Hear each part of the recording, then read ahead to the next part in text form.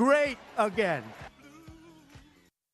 RPN is not responsible for the views, actions, statements, or opinions of its guests, advertisers, or even its viewers. The information contained in this program is not to be confused with medical or legal advice. An appearance on this platform is not necessarily an endorsement, but as always, we encourage you to do your own research. Enjoy the show.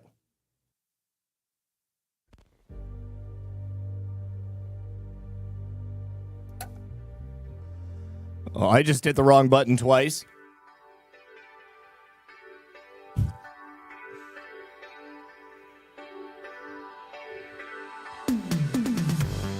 Well, good evening, everyone. And yes, of course, welcome back. It is time for another very exciting episode of Red Pill News Live, Friday afternoon special. Hope you guys are having a lovely day. I've got a very special message to whomever it was that took down my website earlier today. Guess what, baby? It's back, and I'm not going anywhere. You can't stop me. I'm like a cockroach in a nuclear winter. You cannot kill me. I will always come back for more.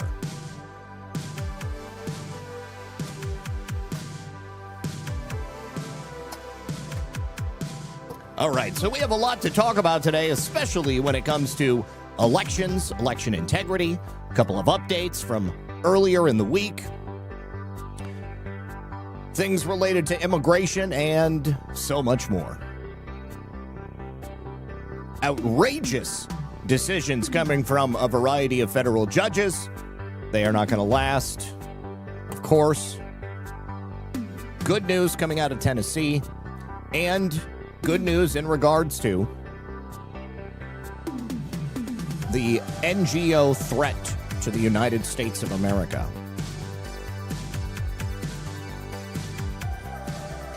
All right, so do me a favor, hit that like button. Help us out by sharing the show. And of course, sit back, relax, and grab your popcorn, because we're going to be right back after this. Science proves that a healthy immune system is the body's first defense against the smallest of ailments to the most catastrophic. Coriolus Versicolor is the most sought-after, all-natural supplement for both humans and pets to help boost the immune system. There are over 400 studies worldwide on its effectiveness in humans, including Sloan Kettering Cancer Center, MD Anderson Cancer Center, and now from the University of Pennsylvania School of Veterinary Medicine. Together, we can help reverse this terrible tide now plaguing your loved ones and give them the immune-boosting supplements that they need. 3 boys taught me 2 things. Summer is an adventure and bugs are relentless. As an herbalist, I know you don't need harsh chemicals to protect your family. Here at Tamarack Garden, we've got you covered with natural sunscreen, mosquito and tick repellent that's even safe for your pets, a salve to draw out bug bites, and soothing sunburn cream, all made with the power of plants. Because we think summer memories should last longer than the bug bites. Tamarack Garden, protect your family naturally and eat your weeds. All right, welcome back, everyone. Thank you very much for joining us today. So yes, earlier today I was going to get my show on the internet, and one of the things that I have to do is post it on my website. And so I went to my website, I logged in, and well, actually I was logged in. So I was already logged in. I just refreshed the page because I had to go to add a entry, basically. And so the website stalls, it doesn't work, and I'm like, okay, well, that's weird. I'm going to go ahead and let it sit there for a little bit. I'll come back to it. I came back to it. It did the same thing. It didn't work. I said, well, let me just make sure that it's not a problem with my browser. So then I go and I try it in a different browser. It does the exact same thing. I try it in another browser. It does the exact same thing. Nothing can seem to pull my website up. So I sent an email off to my tech support, which is basically just the guys who actually have the site on their server. And they were like, I don't know if you did something recently, but we just had a major attack on our server today. It started with your website. They took your website down. And then they proceeded to take down our entire server. So all of our clients don't have their websites online today. And so I said, no, I don't know of anything specific that I've done. Obviously, I'm not very popular in certain circles, so could have been anybody and for any reason at all. So anyways, they were able to get it taken care of, and everything seems to be working now. And I'm glad that it was working by the time that I actually went live. So I see some people saying that it's freezing in the chat. Just refresh the browser, see if that does it. There's nothing else that I can do if you are getting freezing. It's honestly just one of those things. All right, so let's go ahead and dive into today's stories. First of all, I have an update for you, a really wonderful update in relation to that gentleman I showed you yesterday, Mr. Kirby, who was set to maybe lose his farm. It looked like the IRS was planning on seizing his farm because of interest on a refund that he had never requested that was sent to him in error, and he was unable to give back to the IRS in a timely fashion because, of course, it's difficult to get a hold of anybody at the IRS, and this guy doesn't have a smartphone. He doesn't use a computer. All he can do is call in, and every single time that he called in, they were telling him to go to websites. So John Rich, the man who, of course, was hired by President Trump to be a sort of emissary to Americans when it comes to land disputes, the same guy who helped out that gentleman in Arizona that I told you about, he has now stepped in. He said he's spoken with Mr. Kirby. He's spoken to his tax attorney, and he's also gone out and spoken with the IRS, and he confirmed all of the details about the story. Everything that Mr. Kirby said was correct. And this, of course, is something that began under the Biden administration. So now John Rich is in contact with the IRS, and they are getting him taken care of. So he doesn't have to worry about losing his farm. He doesn't have to worry about losing his livelihood and everything that he's built in his 72 years. This is such an incredible story, and it's so rare that you ever see the little guy getting a leg up in this way. You know, I mean, there's a lot of famous and wealthy people, a lot of powerful people out there who can just at the drop of a dime call in a favor to somebody like a John Rich or somebody in the Trump administration or any presidential administration. And chances are pretty good they're going to get their problem taken care of. But when it comes to people like us, unfortunately, that's pretty rare. And I have to say, once again, under the Trump administration, this is now only the second time in my life that I've seen something like this happening. It is pretty amazing. Hey folks, John Rich here. Just heard about Mr. Kirby, the farmer in Tennessee who the IRS is threatening not making payments on a refund that he never asked for, nor was it his. According to the facts, is how I know them now. He tried to return the money, and as we all know, sometimes the IRS just is a labyrinth of complexity. People can't figure it out. And so who knows why this has happened or got to the point it is, but I can tell you this, nobody's seizing his farm. Nobody's taking Mr. Kirby's farm. That is not going to happen. And he's not paying that money. He didn't ask for the refund in the first place.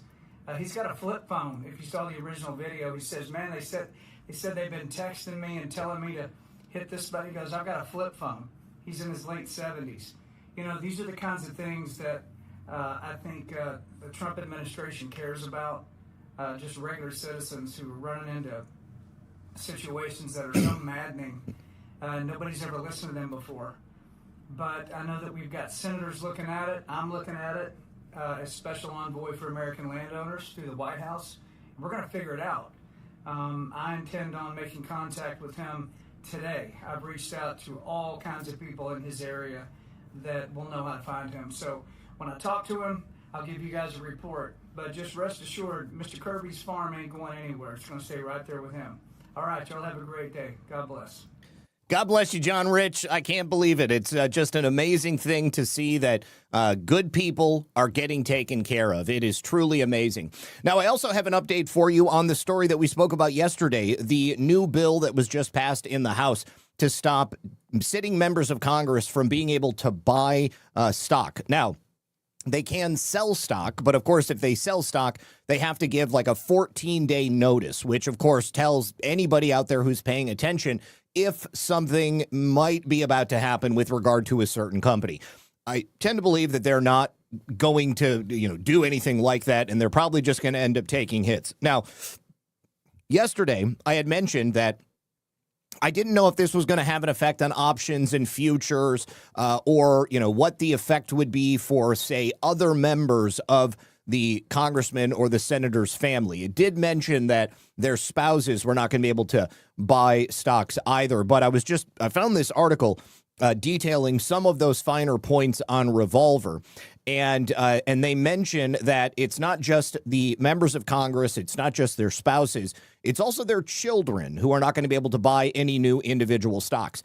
And they won't be able to dodge the ban by using options, derivatives, or some other Wall Street trick like futures and all of that stuff. So effectively, they are barred from being able to play in the stock market as long as they're sitting in Congress. Now, of course, that doesn't mean that they're not going to.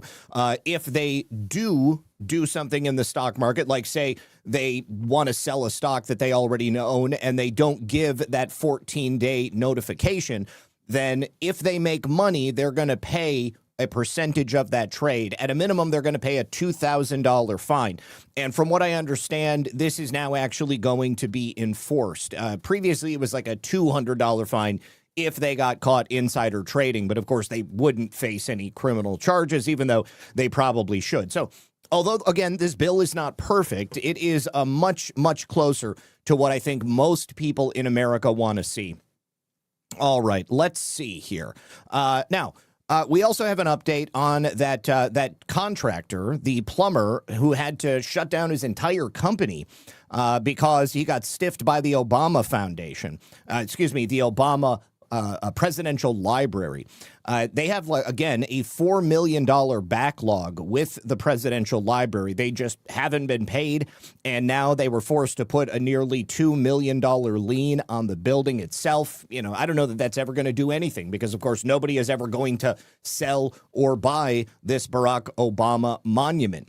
But the man in question is named Mike Owen, and the company that he was forced to shut down is Adamson Plumbing Contractors. Now, they also perform work under the name Marsh Adamson. Apparently, this is a fairly large plumbing contractor in the Chicagoland area. And this is not a new issue. This isn't like they got to the end and suddenly they stopped receiving money. Apparently, the entire time they were doing the work, and basically they were unable to get payment. They had some payments, but there would be delays. There was apparently a number of design changes, which of course caused them to put additional man hours and additional time in. They had to rework. They had to tear things out, put it back in. And of course, they were trying to get paid for materials during the time that they were actually doing this construction work. But basically, the Obama Presidential Library told them that they were shit out of luck. Now, we had said yesterday that Mr. Owen believed it was going to be in the company's best interest to just suspend all operations. And that would be hopefully with the idea that they would receive some money so they could get back on solid financial ground. They also had to shut down 6 active plumbing jobs that they were in the midst of doing at that time. And the other part of this is that they had to fire close to 30 people. I believe that there were 25 employees and then probably a couple of members of Mike's family that were actually working at the company as well. He said, we actually had about a half a dozen other projects that I had to make the decision and walk away from. It's a hard thing to do, especially when you know you can finish them and the company can still make money. But we were put in a really bad corner. And I also felt the responsible thing to do was to talk to those other clients, explain the situation, and just say, it's best if we allow another contractor to come in and finish the job. So the company suspended operations on June 25th, which, of course, was just a few days after the official opening of the Obama Presidential Library. They opened up on June 19th. So the total amount that he has into this project is $3.9 million. And right around the time of the opening, it must have been a real ass chapper for him to see this thing open and all of these people show up and probably people writing checks to the Obamas and the foundation flush with money. But Adamson had agreed to supply plumbers with last-minute overnight work in exchange for some type of a partial payment because he thought he was supposed to be getting paid. The money didn't arrive, and then he said, people basically had to go do something else because they needed to feed their families. We negotiated to have 2 journeymen work for 2 weeks at night, so that's premium time. On top of that, they also agreed to provide what came out to roughly 25% of our retention as our agreement to do the work. They verified these terms by email. They went ahead and they asked us to revise our May billing, which we did, and we went and we had our vendor waivers procured. So really all we were waiting for was the money to hit the bank, and it just never happened. That hurt us. Really, it was the final death blow for us because the suppliers involved, well, it would have helped us with what we had owed to them, and it would have made things a little bit more smooth for us to continue doing the work. But after getting that payment skipped, I just made my decision, and that was that much more clear to me. We had to suspend all operations. The entire process, it really drained me out financially and emotionally. I'm not easily surprised, but I'm surprised that nobody politically has stepped up to challenge Turner Construction in Lakeside and ask them what the hell is going on. I understand why there's a hesitancy to say that to the foundation, but it would be nice for somebody at the foundation to maybe say, listen, we understand what's going on here, and we're going to make our best efforts to try to get this rectified. But I haven't heard any of that. You're getting media throwing bouquets of congratulations and how great it's going to be for everybody, and I have yet to hear anybody speak truth to power, as they love to say publicly. So 25 journeyman union plumbers lost their jobs. The Obama Foundation's promised $470 million taxpayer safety net endowment is right now a pathetic $1 million. Costs on this project ballooned from the original estimate of about $350 million to over $850 million, and some reports say it's actually past $1 billion. Now, the foundation, again, secured a 19.3 public parkland site. They've got a 99-year lease for a one-time payment of $10.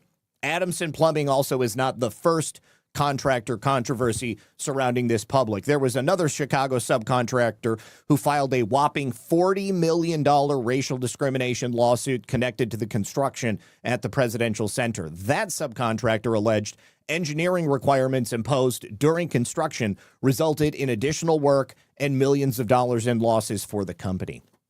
So quite shocking that Barack Obama in his hometown can't keep his shit together, and he has screwed over all of these businesses. All right. Now, I'm not going to talk too much about Israel today, but I do have this clip because I think it really shows that the United States has changed course. You know, there were many years there where people didn't blink an eyelash thinking about the fact that $4 billion a year was going to that tiny little nation in the Middle East. And of course, that money was being used, I think many people believe, for some pretty heinous things. Of course, we also have a lot of problems here at home in the United States. Why is it that the United States should have to pay for any other country to keep themselves safe? Why should we be paying for anybody else anywhere else in the world if we cannot even take care of our people here at home? And so initially, when the pushback against Israel began, of course, there were always certain groups that had issues and were vocal about it. But the initial pushback seemed to be coming from the left. It was like all of a sudden it was okay to say that you hated Israel after they had called us Nazis for so many years. I really got a lot of pleasure out of that one. That made me laugh quite heartily. But then eventually everybody started saying, you know what, I'm done. And now it's a bipartisan issue. Fully, the majority of America do not have a good opinion of Israel. These races has been Israel, how supportive Democratic candidates want to be of Israel and U.S. aid to Israel. Over the summer, it's been largely seen as a Democratic issue, but it might not just be a party thing. With us now, CNN chief data analyst Harry Enton. When we're talking about Israel's favorability in the United States, in general, there's some big changes. There are some absolutely huge, mammoth changes, generational changes that we're talking about. I think there are a lot of Republicans, we'll be able to run against these anti-Israeli Democrats once we hit the general election because the general electorate feels very differently from the Democratic base. But the general electorate, look at these numbers on Israel, the net favorability. They're all negative. They're all negative. Ipsos, minus 10 points. Fox, minus 11 points. MU, Marquette University Law School school law poll. Look at that, minus 20 points. Pew Research Center, minus 23 points. Negative, negative, negative, negative. And Gallup earlier this year was also negative. We're not just talking about the Democratic base anymore. We're talking about the general electorate as well. The general electorate has turned against Israel. This is not just a left issue. It is an American issue when it comes to opinions on Israel. What's the trend line here? What's the trend line here? The trend line is unbelievable. Look at the trend line here. Compare this to Donald Trump's first term. At this point in Donald Trump's first terms, Israel's average net favorability. Wow. You go back here. Look at this.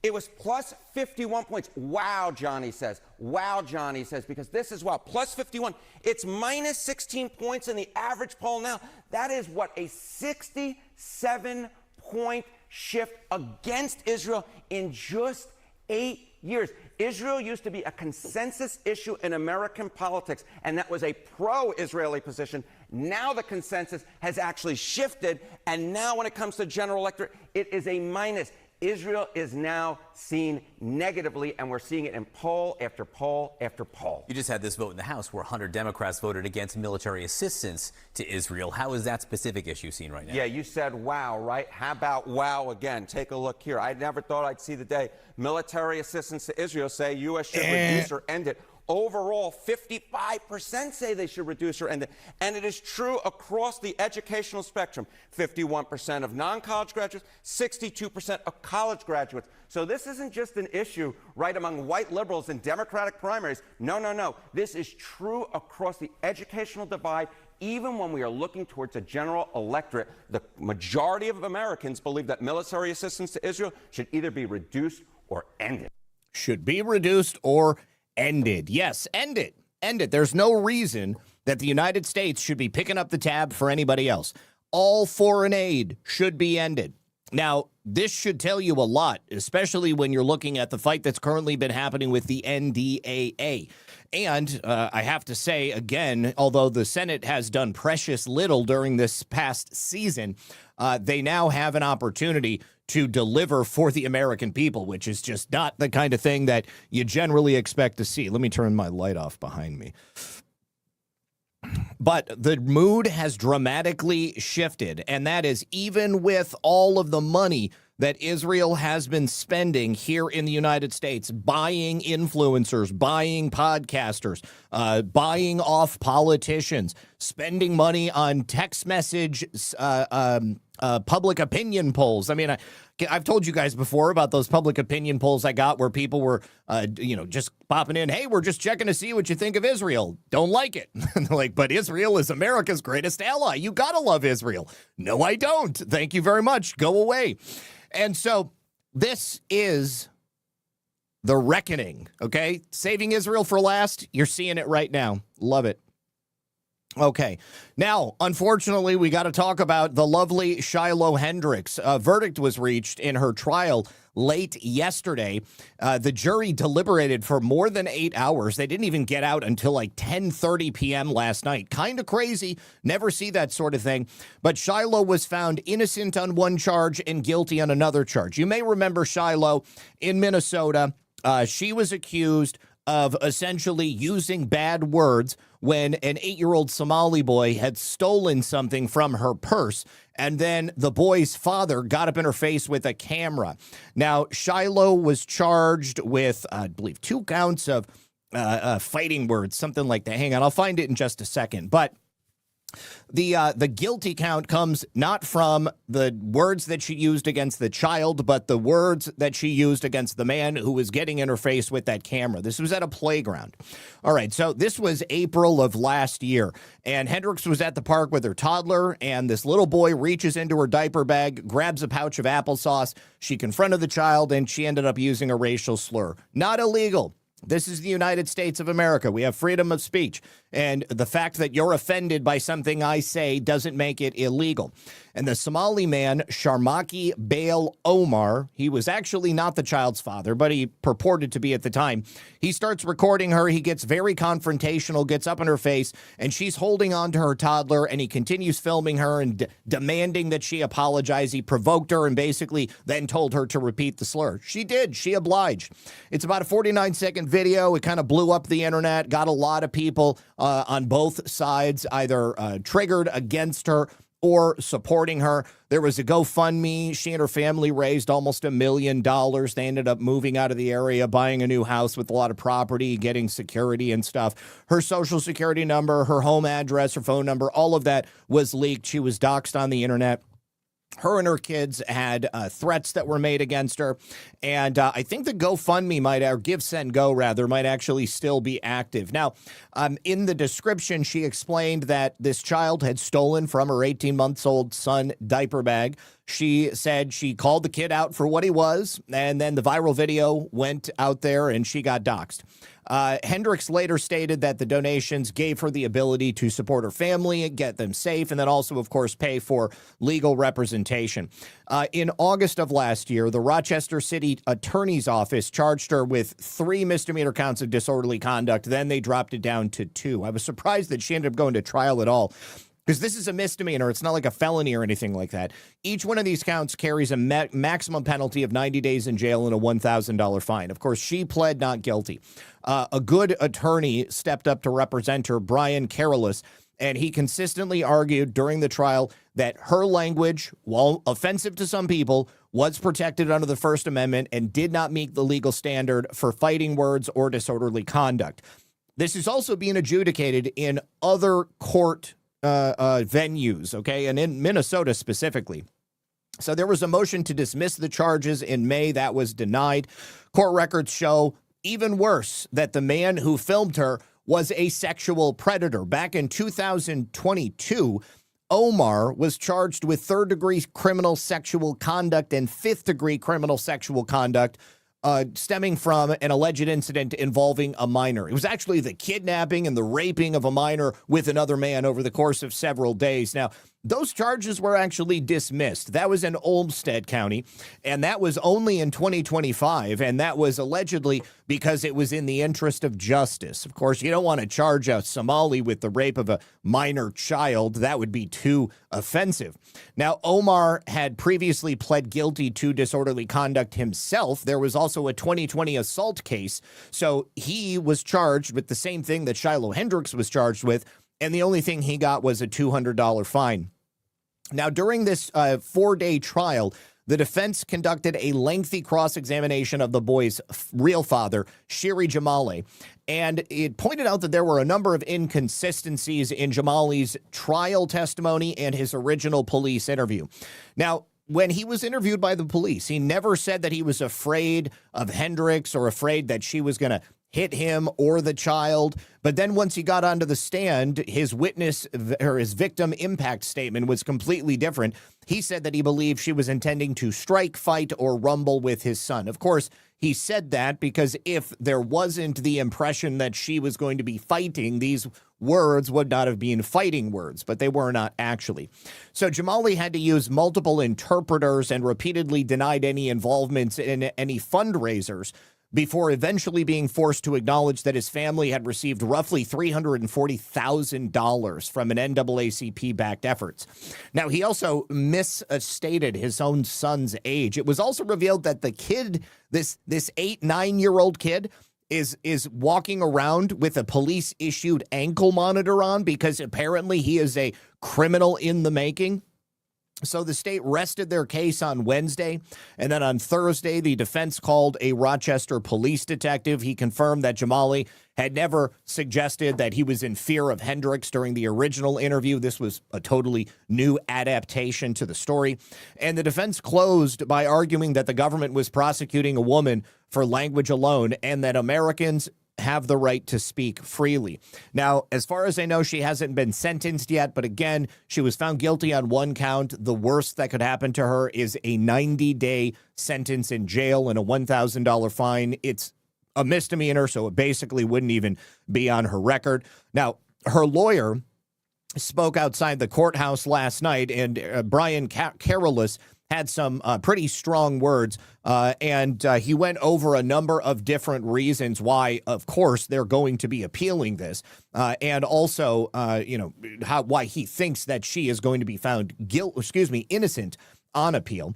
Now, in the viral, in the video that that was posted of him last night, he talked about these things and much, much more. He said, in regards to her being found guilty, that this is sad. I think it's pathetic. I think it's sick. And he pointed out how absurd it was that the jury had to stick around until 10 p.m. He said, again, this is a misdemeanor charge. I mean, I can't believe we're paying like this much attention to this. It was like I was fighting both the prosecutor and the judge. It was like taking on two parties at the same time. It was very bizarre. He also tried to bring up the fact that this father had a GoFundMe, and he lied about the GoFundMe. And when he brought it up to the judge like screamed at him and was like, no, you can't do this. And she's going to hold him in contempt if he shows the video or the website proving that this guy actually had a GoFundMe or a Give, Send, Go, whatever it might be. So let's take a listen to just a portion of him speaking out here, because he speaks for somewhere between 9 and 15 minutes. What's your reaction to the verdict today? I think it's pathetic. I think it's sad. I think it's sick. I think shocked. I've never had a trial where they keep people. This is a misdemeanor, by the way, till 10:30 at night. Never even heard of that one before. Most courts, most counties, what they do is around 4:30, 5 o'clock is they say, okay, we're going to send the jurors home. They got kids, they got families, they got things to do. No, we're keeping them. I've never heard of that before. So that alone, I know this is a thing, I guess, Olmsted County, they do this. I thought that was bizarre. But the verdict itself, let's make something clear here. Let's make something very clear. She's acquitted, not guilty, right? Not guilty with the child. The state reads a 5-minute victim impact statement about the child? She was acquitted about the child. She's convicted on the count involving the cameraman, who they never called to testify. Keep this in mind. They never called the cameraman to testify. This judge prohibited us from telling the jury that Shire Jamali had a GoFundMe page, $340,000. He testified that it was done in May last year, done. That's not true. There's a link on the bottom of the page that goes to another open account. My investigator hit the link last night, donated $10. It's open. You can donate right now. You can donate right now to Shire Jamali's GoFund page right now. It's open. He testified under oath and perjured himself. He perjured himself over and over and over and over again. This was without any stretch of the imagination. It was like I was fighting the prosecutor and the judge. It was like I'm taking on two parties at the same time. The judge and the prosecutor. It was very bizarre. Very bizarre. GoFundMe. Huge, worldwide, giant. It's like Google, right? This is so big. My investigator was going to testify that this page with Shire Jamali's name on it. 5-year-old. The kid's 9. 5-year-old. $340,000 he raised. The judge would not let me show it to a jury. Sorry. The judge would not let me show it to the jury. Okay? And if you go through any of you right now can go online right now, and the judge, like, you can't authenticate this. You can't lay foundation. This prosecutor is telling the judge, oh, how do we know this is real? How do we know this is real? So anyone can make this up. You can go online right now, today, right now, go on that page, unless they run and take it down, scroll down. He has an open GoFundMe. He said on the stand he does not. He lied and lied and lied and lied. All right, and there is so much more. But at the end of the day, I believe that Shiloh Hendricks is going to be found innocent on appeal, and for more reasons than just what he mentioned in this video. First of all, this right here is relevant to the case. So disorderly conduct in the case of Shiloh Hendricks and this situation here, where they are claiming that her language would be using obscene, offensive, or abusive language tending reasonably to arouse alarm, anger, or resentment to others. However, the Minnesota Supreme Court held that Section 2 of this law is actually unconstitutional because it's a violation of the First Amendment. And this was a decision from back in 2017. So even if Shiloh Hendricks is convicted at trial as she was, there's a good argument that Section 3 in this law is also unconstitutional because this is what basically criminalizes mean words. So, of course, this is going to be brought up when the lawyer goes and appeals this because, you know, she's already been found guilty. So it's just completely ridiculous, but this is Minnesota, and this is the modern-day American court system, where these people are not judges, they are judicial activists, and oftentimes they are working with the prosecution. They're not trying to come to a reasonable conclusion based upon the facts in a case. Thank you to the Nunn Report for rating the stream over on Rumble. I appreciate that. Let's see. Snowcat Operator, I want to hear you say chaparral again. Chaparral. I don't know if I'm even saying that right. Also, Ina says, happy Friday, Red Pill. Thank you, RP. Thank you for that. Filter Dog, thank you for the can. All right. Now, you guys may... Oh, also, Snowcat Operator, thank you for gifting that subscription to GGB1. Appreciate that. All right. So, go back to 2020. And Paul Sperry wrote this article right here about a member of the deep state, David Loffman. He's been described as the mastermind of the strategy to pursue Team Trump for not conspiracy with Russia, but for the pretext of failing to register as foreign agents. So this was obviously used to varying degrees of success, largely not so. But Paul is reporting that investigators, and I would assume that's Joe DeGeneva down in Florida, are taking a closer look at former DOJ official David Loffman, who until now has kind of flown under the radar despite being majorly connected in the Russiagate conspiracy. Now, how is he connected? Well, he sat in on Hillary Clinton's July 2016 interview. And then the following month in August, he signed off on the unprecedented FARA investigations into 4 different Trump advisors. And then he also signed off on the baseless Carter Page FISA surveillance warrant. And then he signed off on the baseless Waleed Fariz baseless FISA wiretap. And then again in 2019, he was the go-between for the so-called whistleblower Eric Charamella and his lawyer pals Bakaj and Zaid. Now, he clearly is deeply embedded when it comes to the efforts to destroy President Trump.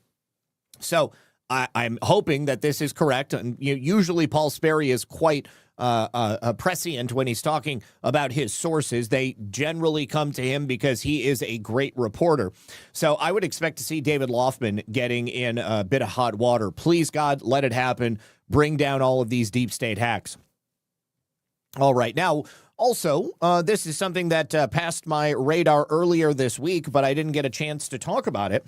The DHS has fined more than 100,000 illegal aliens for refusing removal. That is a bill of over $84 billion. Now, I'm sure you'll remember we've spoken about a couple of individual cases since it was announced that the Trump DHS was going to be doing this. There was one woman down here in Florida who got a bill for over $1 million because of how long she had been down here. But this is a lot of money. Collectively, with that 103,000 different fines, over $84 billion due. The agency has issued these fines to illegal aliens that are subject to final removal orders, and it also adds additional penalties for every day that passes without them voluntarily leaving the country.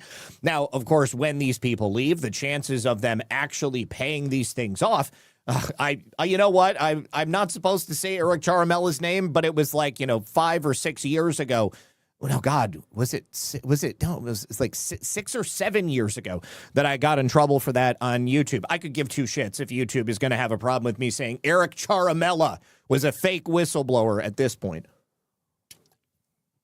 I dare you. I don't think they're going to have the balls to do it now because it's quite obvious that he was not a real whistleblower. Okay, but for every single day that these people stay in the United States, they're going to get additional money tacked on. After they leave, they're still going to have that bill. If they ever try to come back into the United States, they're immediately going to be flagged as having owed this money to the United States. So that's 103,000 cases of people who will never come back to the United States once they get kicked out. So this is a wonderful strategy. Very excited about this strategy. I think it's going to be highly useful as we move into the future, because these people do not need to be here and they need to get the hell out. And this is a wonderful way to do it. You hit people where it hurts. All right. Now, thank you to Sean Joe for the cookie and the can. Thank you to Laura, who says illegals voting, but Shapiro made this happen in Pennsylvania in 2023, which I knew about, but I'm a conspiracy theorist. Oh, by the way, 31 different languages, DM to you in X on link. Okay, so you're saying that you messaged me on X?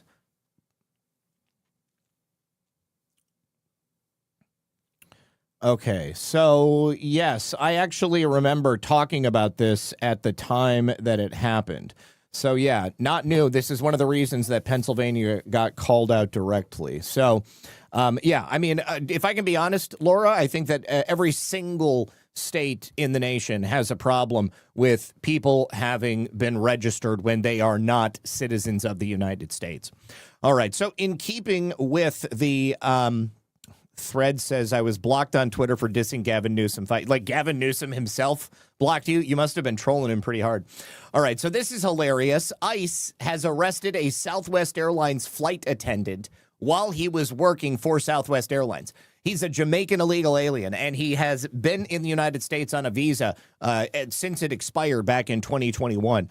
So ICE officers arrested him while he was in the middle of doing his job. His name is Lorenzo Enzo Thompson. He was taken into custody in New Orleans, and officers, by New Orleans enforcement and removal operations officers at Nashville International Airport on July 14th. Now, the Department of Homeland Security said that Thompson is a Jamaican national who entered the U.S. lawfully on April 17th, 2021 at the Miami port of entry on a visa that expired after 6 months. That authorization ended on October 16th, but he never left. And for nearly 5 years, Thompson remained in the country illegally. He secured employment as a Southwest Airlines flight attendant. How? How did he do that? And he continued working in that position that places him in the cabin with American passengers until ICE finally caught up with him. Now, he is also part of a union, the TWU Local 556, which represents more than 21,000 Southwest flight attendants, and they circled the wagons. I can't believe you are I can't believe you're arresting one of our employees. TWU 556 has been made aware that one of our members was detained by U.S. Immigration and Customs Enforcement while at work. No mention of the fact that he's an illegal alien. Of course, only illegal aliens get arrested by ICE. Our priority is and always will be standing with and supporting our members. Every member deserves to be treated with dignity and respect. Every criminal deserves to be arrested and taken to prison. And we are committed to ensuring this member and their family know they are not alone during this difficult time. TWU Local 556 has been in communication with the member's family. And we are also working with the attorney retained by the member, as well as TWU Local 556's legal counsel, to understand the circumstances and provide appropriate support. I can give you the circumstances. He came here illegally in 2021, and his visa expired, and he never left, and he shouldn't have had a job at Southwest Airlines because he wasn't a citizen of the freaking United States of America. How did he work at Southwest Airlines for the last 6 years? Can anybody answer me that? Riddle me this, Batman. Sorry, 5 years. Anyways, many members have inquired about how to help. We understand family and friends have set up a fund to assist with legal expenses, and it's being shared publicly on a social media site by other members. TWU Local 556 will continue to monitor the situation closely and remain engaged as we learn more. We appreciate our members' concern and support as we all hope for a swift resolution to this situation. Hopefully, he will just get sent back to Jamaica, and then that'll be it. Now, left-wing advocacy groups, Labor Council for Latin American Advancement, quickly launched a GoFundMe, claiming Thompson has no criminal record. Doesn't matter, he's a criminal because he's here illegally, holds a valid work visa. He doesn't. He didn't have one when he came here. He was on a tourist visa. It expired after 6 months and was following every legal step towards citizenship. Not true, because, of course, he didn't have a valid visa or a valid reason to be here in the United States. DHS tells us the real story. TWU Local 556 member Lorenzo Enzo Thompson was detained by ICE on July 14th, despite having no criminal record. Enzo was following every legal step towards citizenship. He had a valid work visa and was a dedicated flight attendant, touching countless lives with his kindness. Today, we stand with our brother Enzo and his union family. Together, we reaffirm our commitment to standing by workers and their families through every challenge. Every contribution makes a difference. Please support Lorenzo's Legal Defense Fund to help him obtain the legal representation he needs and continue to fight for his release. Not gonna happen, but let's go ahead and take a look at his GoFundMe. I want to see how much, oh, yes, allow. Let's see how much money he's got. Oh, he's 98% of his goal, $43,716. Oh, yeah. But, of course, we know that they are lying. Every single piece of what they said is a lie. Lorenzo had no right to be in our country. Lorenzo came here and he chose to break the law. Lorenzo chose not to get a different visa. I am, again, more concerned about how it is that Southwest Airlines was hiring an illegal alien and keeping them on their payroll.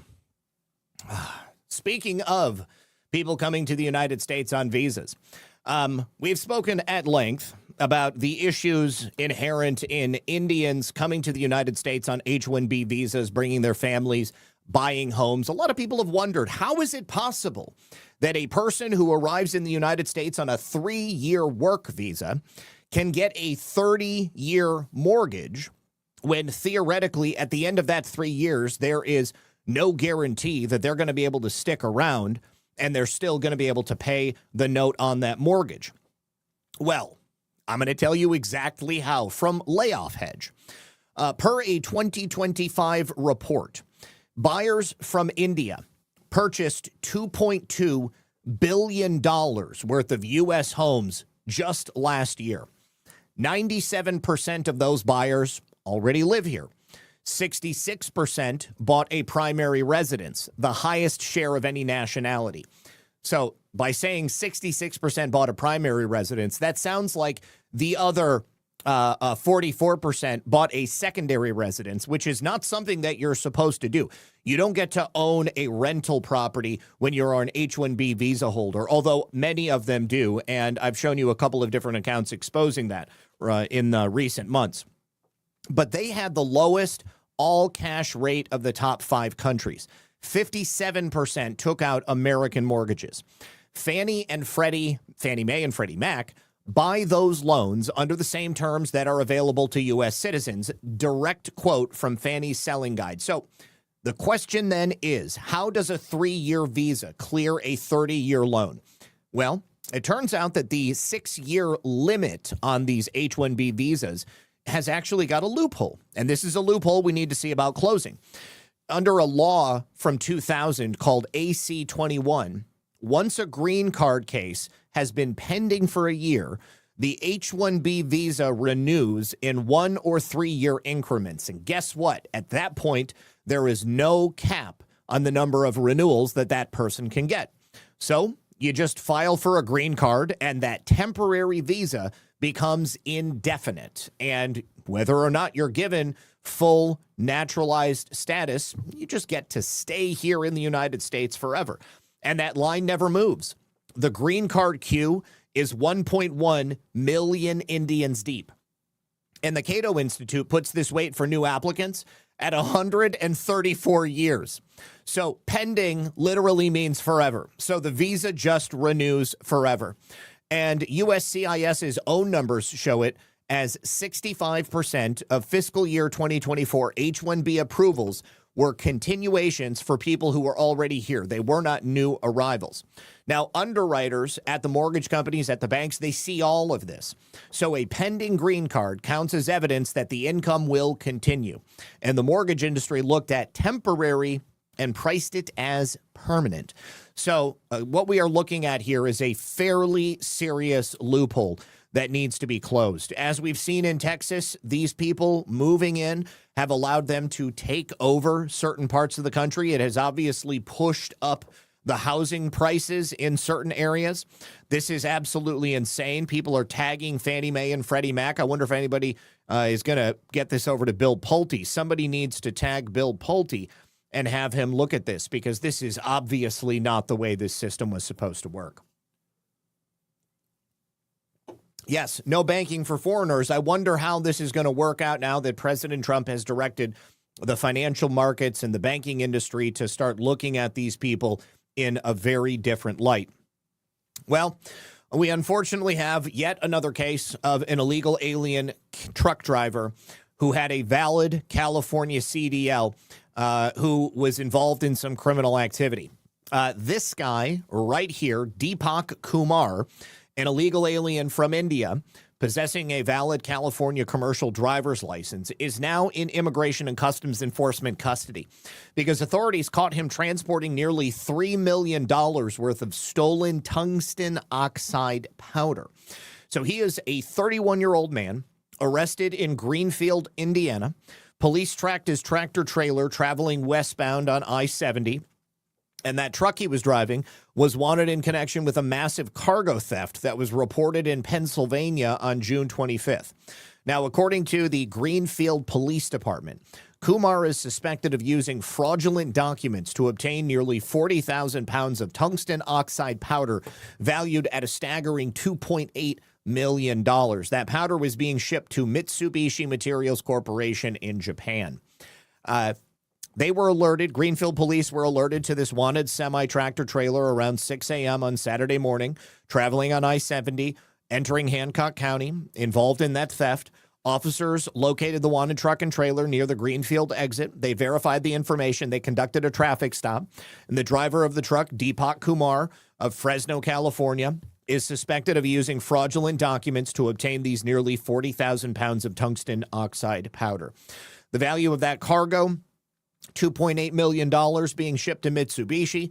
An arrest warrant was issued by the state of Pennsylvania accusing Mr. Kumar of theft by unlawful taking, movable property, and criminal use of a communication facility. Kumar was arrested at the stop and he was taken to Hancock County Jail. The Hancock County Prosecutor's Office will determine if Mr. Kumar will be criminally charged with Indiana crimes related to the traffic stop and subsequent search warrant findings.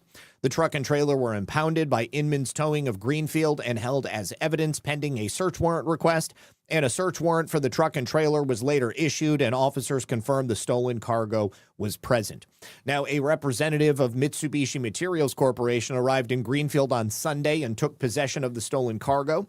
With the, this is kind of interesting because if you were like a regular person, I'm pretty sure that they would hold on to the stolen property and it would become like evidence in the case against the guilty party.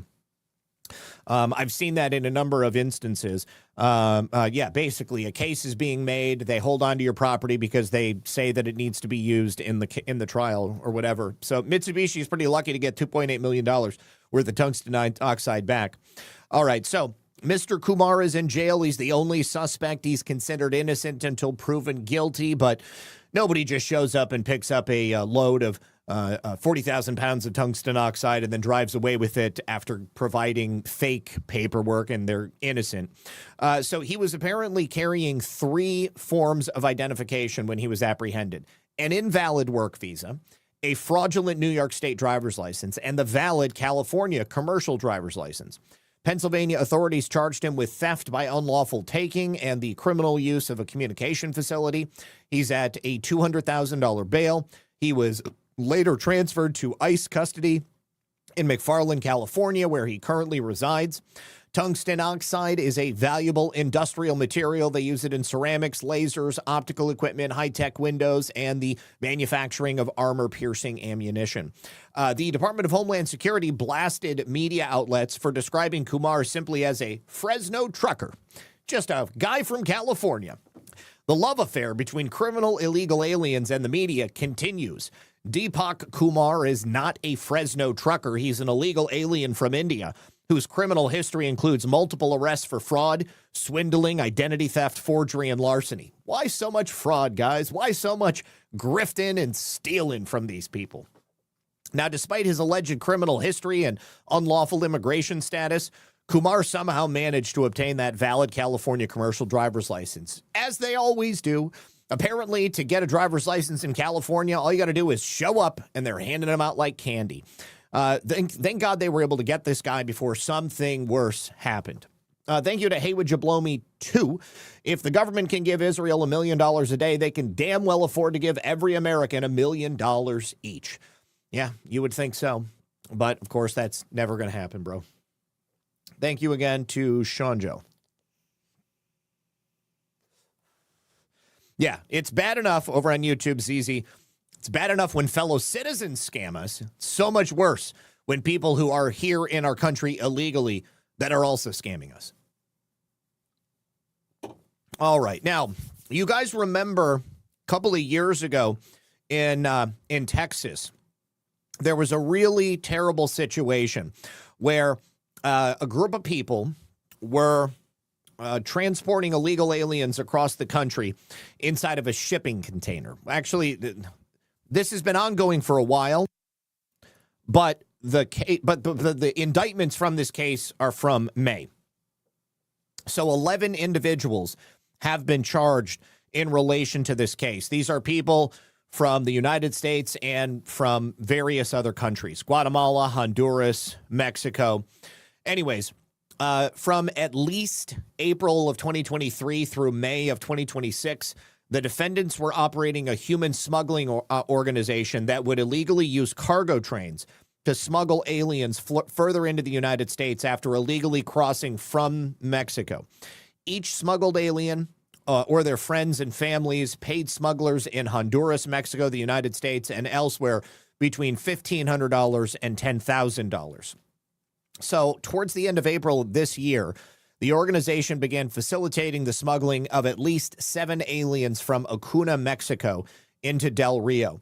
And on or about May 9th, after the smugglers illegally crossed those 7 aliens into Del Rio, the organization transported the aliens to a Union Pacific train track.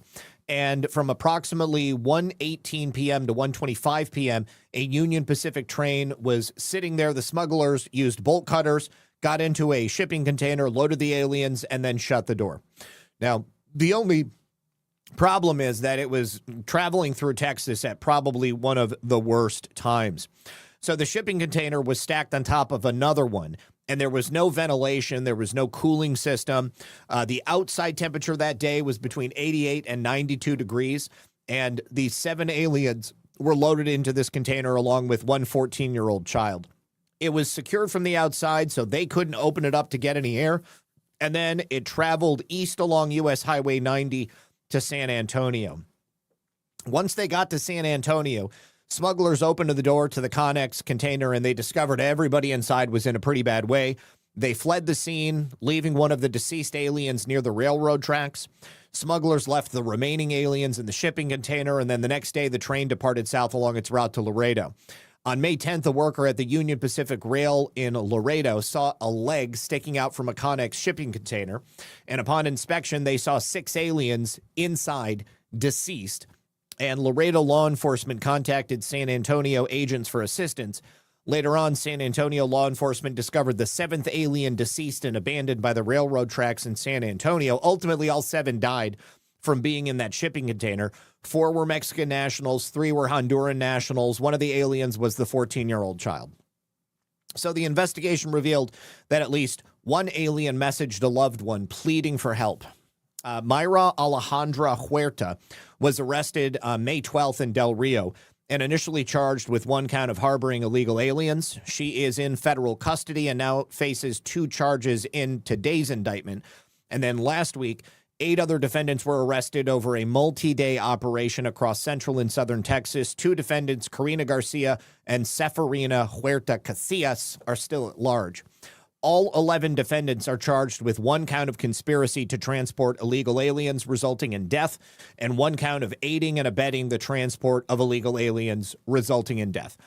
If convicted, they face maximum penalties of life in prison. Good, send them. A federal district court judge will determine the sentence after considering the sentencing guidelines. So, yeah, just a really awful, awful scenario. To think that these people baked to death inside that Connex container. Not all of them were dead. Only 1 was dead, it sounds like, at the time that they opened it up. But they did not want to be connected to the deaths, and so they left those people in there. They continued to just, bake inside the container, and then all of them died. So they could have saved those people's lives, but these are soulless demons as far as I'm concerned. Human traffickers are the scourge of humanity, some of the worst people that you can find on planet Earth. All right. You guys, if you wouldn't mind, do me a favor, hit the like button, and let me pull this up. We do have a quick message from a new sponsor of the program. Thank you very, very much to the good folks over there at Rumble. Hold on just a sec. I'm going to have to refresh my screen because it's not working.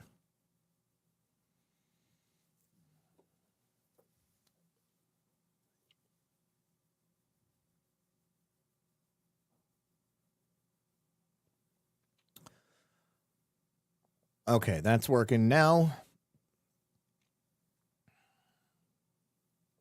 Okay, here we go. Hi, honey. All right. Take a look on screen, you guys. So, I got a quick one for you. Whether you're just a regular guy, maybe you're a diehard collector, or maybe you just want to give somebody a good laugh, I think I've got something here in the news today that you're going to find that's going to cover all of your bases. This is the Trump Patriot mystery box that's been going around. You might have heard about it. It's valued at $90. It's a box of patriotic collectibles and merchandise. There's commemorative pieces, accessories, that kind of thing. You never know exactly what's going to be inside the box until you get it, and then you open it up. So if you're serious about this collection, it's a solid way to add some new pieces without hunting around for them individually. And if you're not that serious, honestly, it's a pretty great gag gift, too. You can hand somebody a mystery box of Trump memorabilia and see what they say.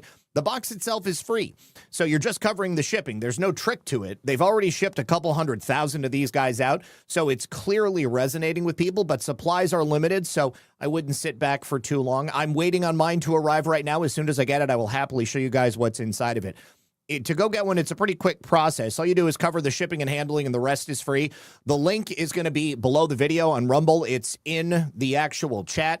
For everybody else, check out freepatriotbox.com/redpill.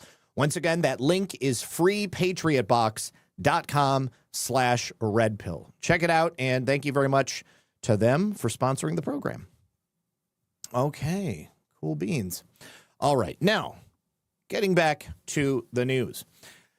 This is some disturbing news coming out of California, although it is not entirely surprising at all. In Los Angeles, it turns out that nearly 150,000 California voters had their mail-in ballots rejected for the primary that was just held back in June. Now, this is a bit more than normally. It's a spike from recent elections, even as the state of California attempts to make voting easier with the goal of boosting participation and counting every ballot. They spent all of that time counting all of those ballots, and yet still 150,000 mail-in ballots were rejected. They also have ballot curing in California. So it really begs the question of who were these people voting for? Why did they not do everything in their power to make sure these 150,000 people could vote? California is obviously notorious for the length of time they take to count ballots, a ponderously slow way to count the votes, dragging on for weeks, sometimes longer.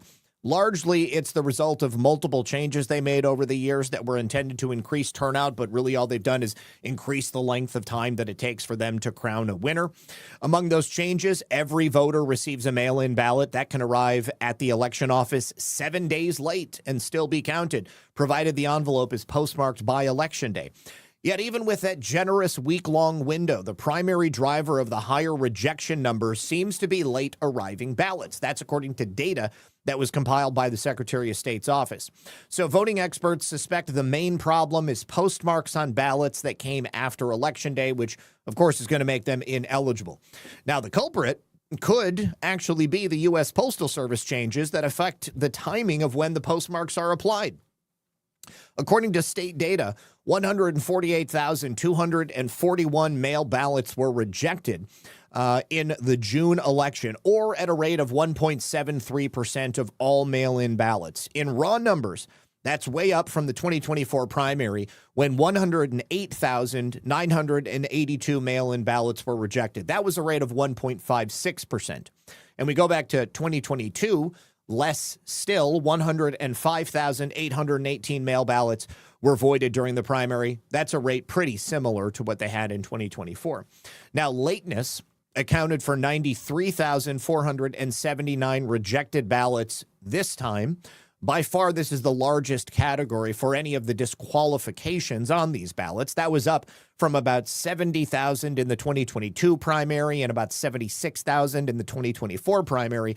But the turnout in those elections were a lot smaller than compared to last June. Now, Kim Alexander is the president of the Nonpartisan California Voter Foundation. She said the jump in rejected ballots because of lateness is a major concern, along with postal procedures. Might also be connected to a late surge in ballots from June. Many voters waited until the final days to make a decision in a pretty wide open and chaotic race for governor and, of course, the mayor of Los Angeles. Ballots rejected due to lateness are causing primarily to begin postmarked too late to count, not because they arrived too late to count. Rejection rates have fluctuated over time, but the growing number of those set aside for lateness compared to recent elections does really demand the question, why is this happening? Lawmakers seem pretty concerned about the USPS postmark changes. In January, a group of mostly Democratic U.S. senators sent a letter to the U.S. Postal Service alarmed that mail processing changes might affect postmark dates for mail-in ballots during an election year that will determine control of Congress. Now, the updated agency policy says postmarks might not indicate the first day the Postal Service actually received the mail, but rather the day it was handled in one of their processing centers. So those centers are increasingly likely to be further away from certain communities because of recent consolidations within the Postal Service, which, of course, could further delay the postmarks being added. On Thursday, two Wisconsin Democrats, Senator Tammy Baldwin and Governor Tony Evers, called on the Postal Service to address delays that caused hundreds of ballots to arrive after Election Day in the state in April. And in June, a federal judge halted President Trump's executive order that sought to create a federal voter list and limit who can receive a mail-in ballot. That case remains ongoing. But earlier this year, California election officials urged voters to send their mail-in ballots early, warning that the Postal Service changes might lead to slower mail service. I have a better idea. Why don't they just not use mail-in ballots at all? Just go in there and hand the ballot in yourself if you really don't want to vote on Election Day. Now, California, the highest mail ballot rejection rate in June, 3.52%, was in Tulare County. That's an agriculture-heavy Central Valley location. It was followed by Alpine County, south of Lake Tahoe, and Merced County, also in the Central Valley, which both notched a 3.36 rejection rate. Now, nearly 44,000 ballots were set aside because the voters' signatures did not match the one on record, and over 8,300 ballots were rejected because there was no signature on the returned ballot envelope. In 743 cases, the voter had already cast a ballot, so the mail ballot was voided. Now, here's the thing. If somebody shows up in California, they don't have to actually give their ID to vote. How do they know which ballot is the one that was really the person casting the ballot who's, tied to the vote? Because you really can get away with anybody voting by mail, and, you can't ask for ID, so you can't verify that somebody is the person that they say they are. So which ballot is the one that's supposed to be actually tossed. I don't know. But in this instance, they're tossing the mail-in ballots. So other reasons for rejection included the ballot missing that return envelope, or the ballots were sent back in a single envelope, not the correct envelope. And the ballots did not break down by any particular party registration. Florida and Texas are other places where large states wrap up voting pretty quickly, but California is nationally the worst.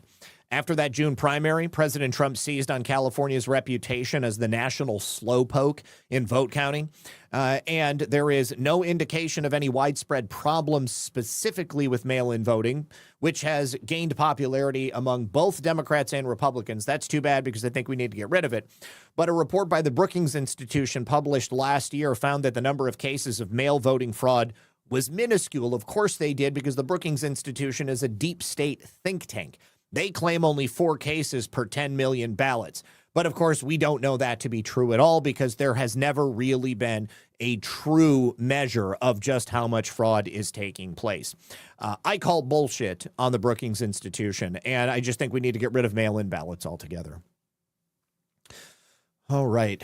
Now, let's take a look at Washington, D.C. Would you guys be surprised if I told you that in Democrat-controlled D.C., there are likely illegal aliens or non-citizens on the voter rolls? Probably not. I would say you guys are probably not surprised by much of anything at this point. But we are about to get evidence that non-citizens and illegal aliens, 2 different categories, are registering to vote all over the U.S., and they're voting in federal elections. Now, in Washington, D.C., this is a place where it can happen because they allow for non-U.S. citizens to vote in local elections. But of course, maybe these people don't care about the law. Maybe they don't understand the law. And it would appear that in the 2024 in the 2024 presidential primary, 113 non-citizens voted in Washington, D.C. Now, there are 583 that are registered because of their 2022 non-citizen voting law. But of course, it's a federal crime for these people to vote in a federal election. So roughly you got, close to like about a quarter of the non-citizens in Washington, D.C. who voted in the presidential primary. That's a problem. All right. That's a problem no matter how many people it is. It's a problem to begin with that they're on the voter rolls. It's a secondary problem that they're voting. Doesn't matter. Both of them should not be happening at all. Also, let's take a look at Kings County, Washington. This is an email from a woman by the name of Julie Wise. She was a Democrat director of elections for King County. And in this FOIA requested email from 2019, the FOIA, I believe, was from 2021. What's that? No, I think that might be mine. Yeah. She admitted in this email in 2019, so before the 2020 election, that non-citizens were being registered to vote when they got a driver's license in Washington. And then she also voiced concerns that the problem is a lot bigger than what they were admitting. So let's take a look at this email. This consciousness of guilt that this Democrat elections official had back in 2019.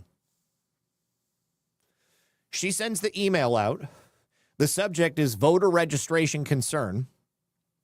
Dear Voter Education Fund partners, I wanted to take a minute to share some information about an issue that several stakeholders and partners have contacted us about. Voters who are not citizens getting inadvertently registered to vote at the Department of Licensing. Let me start by saying I am also deeply concerned about this. Can you imagine a Democrat saying they are deeply concerned about illegal aliens being able to cast a ballot? It is few and far between when you hear those words coming out of their mouth. Every year, we hear from a small number of voters who received a ballot because they accidentally got registered while getting a driver's license or a Washington state ID. These voters are absolutely terrified of the impact this could have for their immigration status or citizenship application. And rightly so. Of course, if we are hearing from 15 to 20, we know that there are many more individuals out there who are not contacting us. To help with this, there are a few things that we are doing. Working with DOL, that's the Department of Licensing. We've worked with them in the past. We continue to do so. I have a meeting with them, and we're going to talk about this key issue. So there was obviously conversations going on at this time. They sent out letters to the people who were given voter registrations, and they were talking with people in the Washington state legislature to try to work on closing this loophole. But here we are in 2026. Does anybody think they closed the loophole? No, of course they didn't. But Julie Wise was aware of this at the time, and this email clearly lays out that she was talking to multiple people about the fact that this was happening. Now, she wasn't worried because illegal aliens might vote, because that's illegal, of course. Why would they worry about that? No, she was worried about them not being able to become citizens. So, you know, whatever tickles your fancy, Julie. But this is a problem, and I'm glad we can agree on it. All right, now, Alaska. Alaska appears to be the next state to blink after New Jersey because they sent out letters to 3,048 voters asking them to verify their citizenship status before the primary on August 18th. So these 3,000 voters, individuals on the voter rolls who received the letters were moved from active voter status to inactive voter status. They will be able to vote in the primary if they do not show their proof of citizenship, but they are going to have to be provisional ballots if they don't respond before the election. So there is a couple of different things that could be happening here. These could be people who just, for one reason or another, never proved their identity when they were registering to vote. Or they could be non-citizens who are on the voter rolls. Or they could be illegal aliens who are on the voter rolls. We don't know who they are. All we know is that proof of identification is not in the hands of Alaskan legislators or state officials. So the letters have raised concerns among some state lawmakers, including one who said constituents who received the letters are U.S. citizens. Well, they may be, but if there's no proof of identification or citizenship on file, they should not be registered to vote. They should not be casting a ballot. Everybody should have to prove their identity. Now, the Alaska Division of Elections Director, Carol Beecher, told state lawmakers during a hearing this week that it appears a lot of old data was picked up somehow when the division conducted voter roll maintenance that compares its list with information held by the Division of Motor Vehicles. The process usually yields about 200 names for further review. Beecher estimated during Wednesday's hearing that the number of letters sent was about 3,500, but the Division of Elections spokesperson Steve Kirch on Thursday said the total was 3,048. But either way, Alaska's decision to remove those 3,000 voters and put them on inactive status probably is happening because of that speech that President Trump gave and, of course, the announcement from New Jersey Governor Mickey Sherrill. With this acknowledgement that a massive failure at the Motor Vehicle Commission allowed for roughly 6,600 named individuals who identified themselves as non-citizens to be placed on the voter rolls in a single year's time, Alaska does not want to be put into the hot seat and find that they are allowing illegal aliens or aliens of some type to vote in elections. I don't know what kind of software Alaska is using. I don't know if they have anything to do with IDEMIA or anything like that, as they do in New Jersey. But it appears kind of like Alaska is just trying to play cover your ass as best they can to make sure that they don't have any people that end up getting brought up on charges. There's a lot fewer people in Alaska. As such, there's a lot fewer people working in state government. So if there is anything happening that deserves attention of the DOJ, it's probably a lot easier to bring charges against somebody in Alaska. So I think that these people just want to make sure that they're not doing anything that they're going to get themselves in trouble for. But it remains to be seen how many of them are going to prove their identity and how many of them are going to show up and cast a ballot. I would guess that the ones who are American citizens and can prove it are going to have no problem proving their identity. They'll stop by the Department of Motor Vehicles. They'll show that information. They'll get it all sorted. But the people who are aliens or illegals are probably just going to stay away from the ballot boxes. And they're not going to bother to go in there and try to stir up the pot any. All right, now we have a big win for the Trump administration. The Board of Immigration Appeals has just ruled that both legal and illegal migrants can both be deported if they are caught illegally voting and are non-citizens. So this case was the matter of Omar Eliodoro Lopez Rico and the U.S. Department of Justice Executive Office for Immigration Review, Board of Immigration Appeals. So this respondent invokes the privilege against self-incrimination, obviously, as everybody does. This matter was last before the board on July 20th, 2020, when we sustained an appeal from the Department of Homeland Security from the immigration judge's decision terminating the respondent's removal proceedings. We reinstated the proceedings and remanded the record to the immigration court in a decision dated January 30th, 2025. Immigration judge denied the respondent's application for cancellation of removal, and the respondent, who is a native and citizen of Mexico and lawful permanent resident of the United States, appeals the decision. The respondent was admitted to the United States as a lawful resident in February of 2001. On November of 2012, the respondent voted in Stanislaus County, California, in the 2012 presidential general election. The respondent subsequently admitted to voting in a federal election in the application for naturalization in 2015 in a record of sworn statement dated June 9th.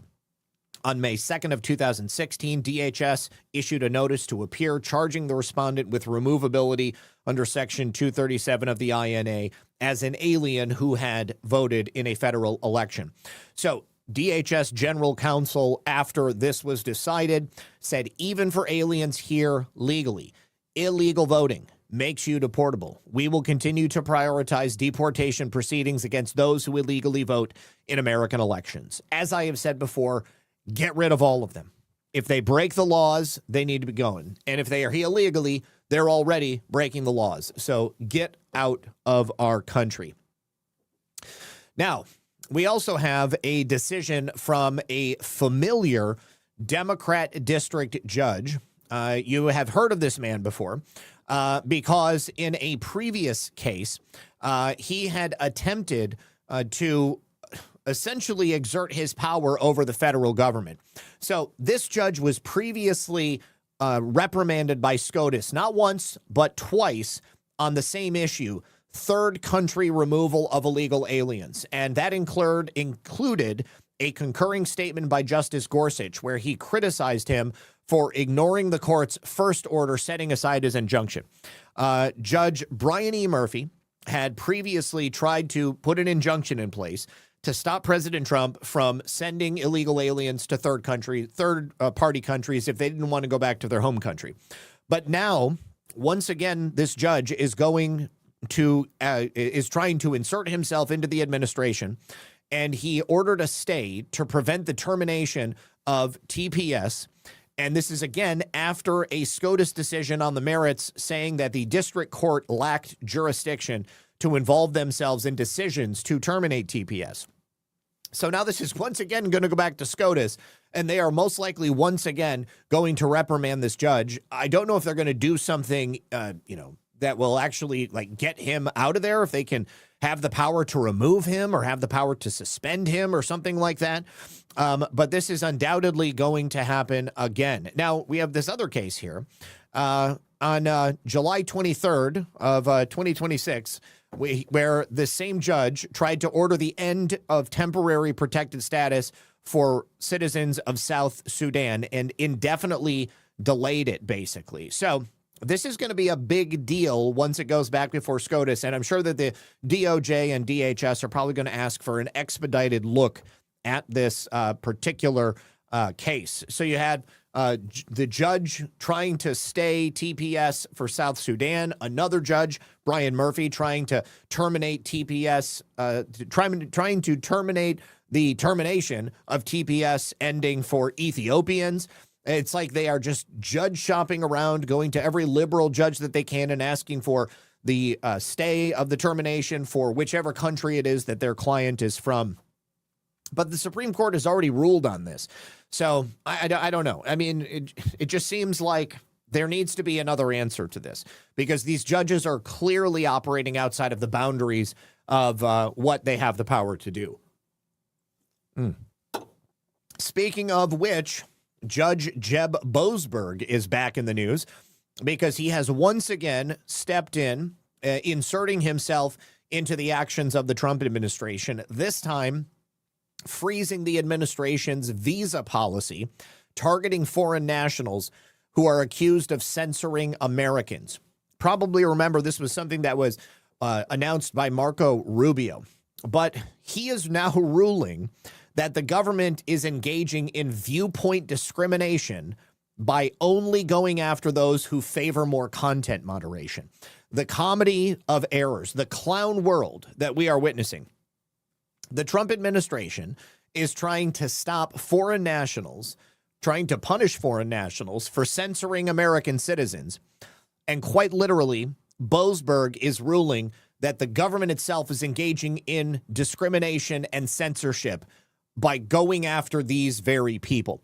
The State Department had a policy that they put in place, but is now basically on hold, but they restricted visa access for people who were linked to organizations like the Global Disinformation Index.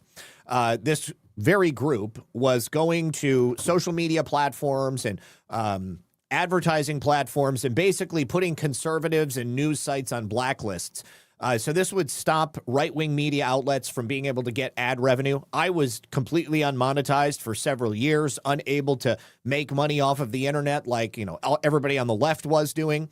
And that would impede their ability to exercise their First Amendment rights. And this is a temporary stay. Again, just like everything else that we see with these district judges trying to impose their will on the administration, stepping over the line of the nature of their particular power. This is going to be fought by the Trump administration. This is not going to hold up on appeal, and it is merely just another stumbling block trying to stop the administration from being able to exert their will and the will of the American people. Thank you to Snowcat Operator, who, no, that is the same one from before. Thank you. No, there's nothing new. Okay. For some reason, it just doubled up on your previous GIFs. All right. So Judge Jeb Boasberg, this man needs to be removed. He wrote a 58-page memorandum opinion. Now, the organization that is suing the administration is the Coalition for Independent Technology Research, or the CITR.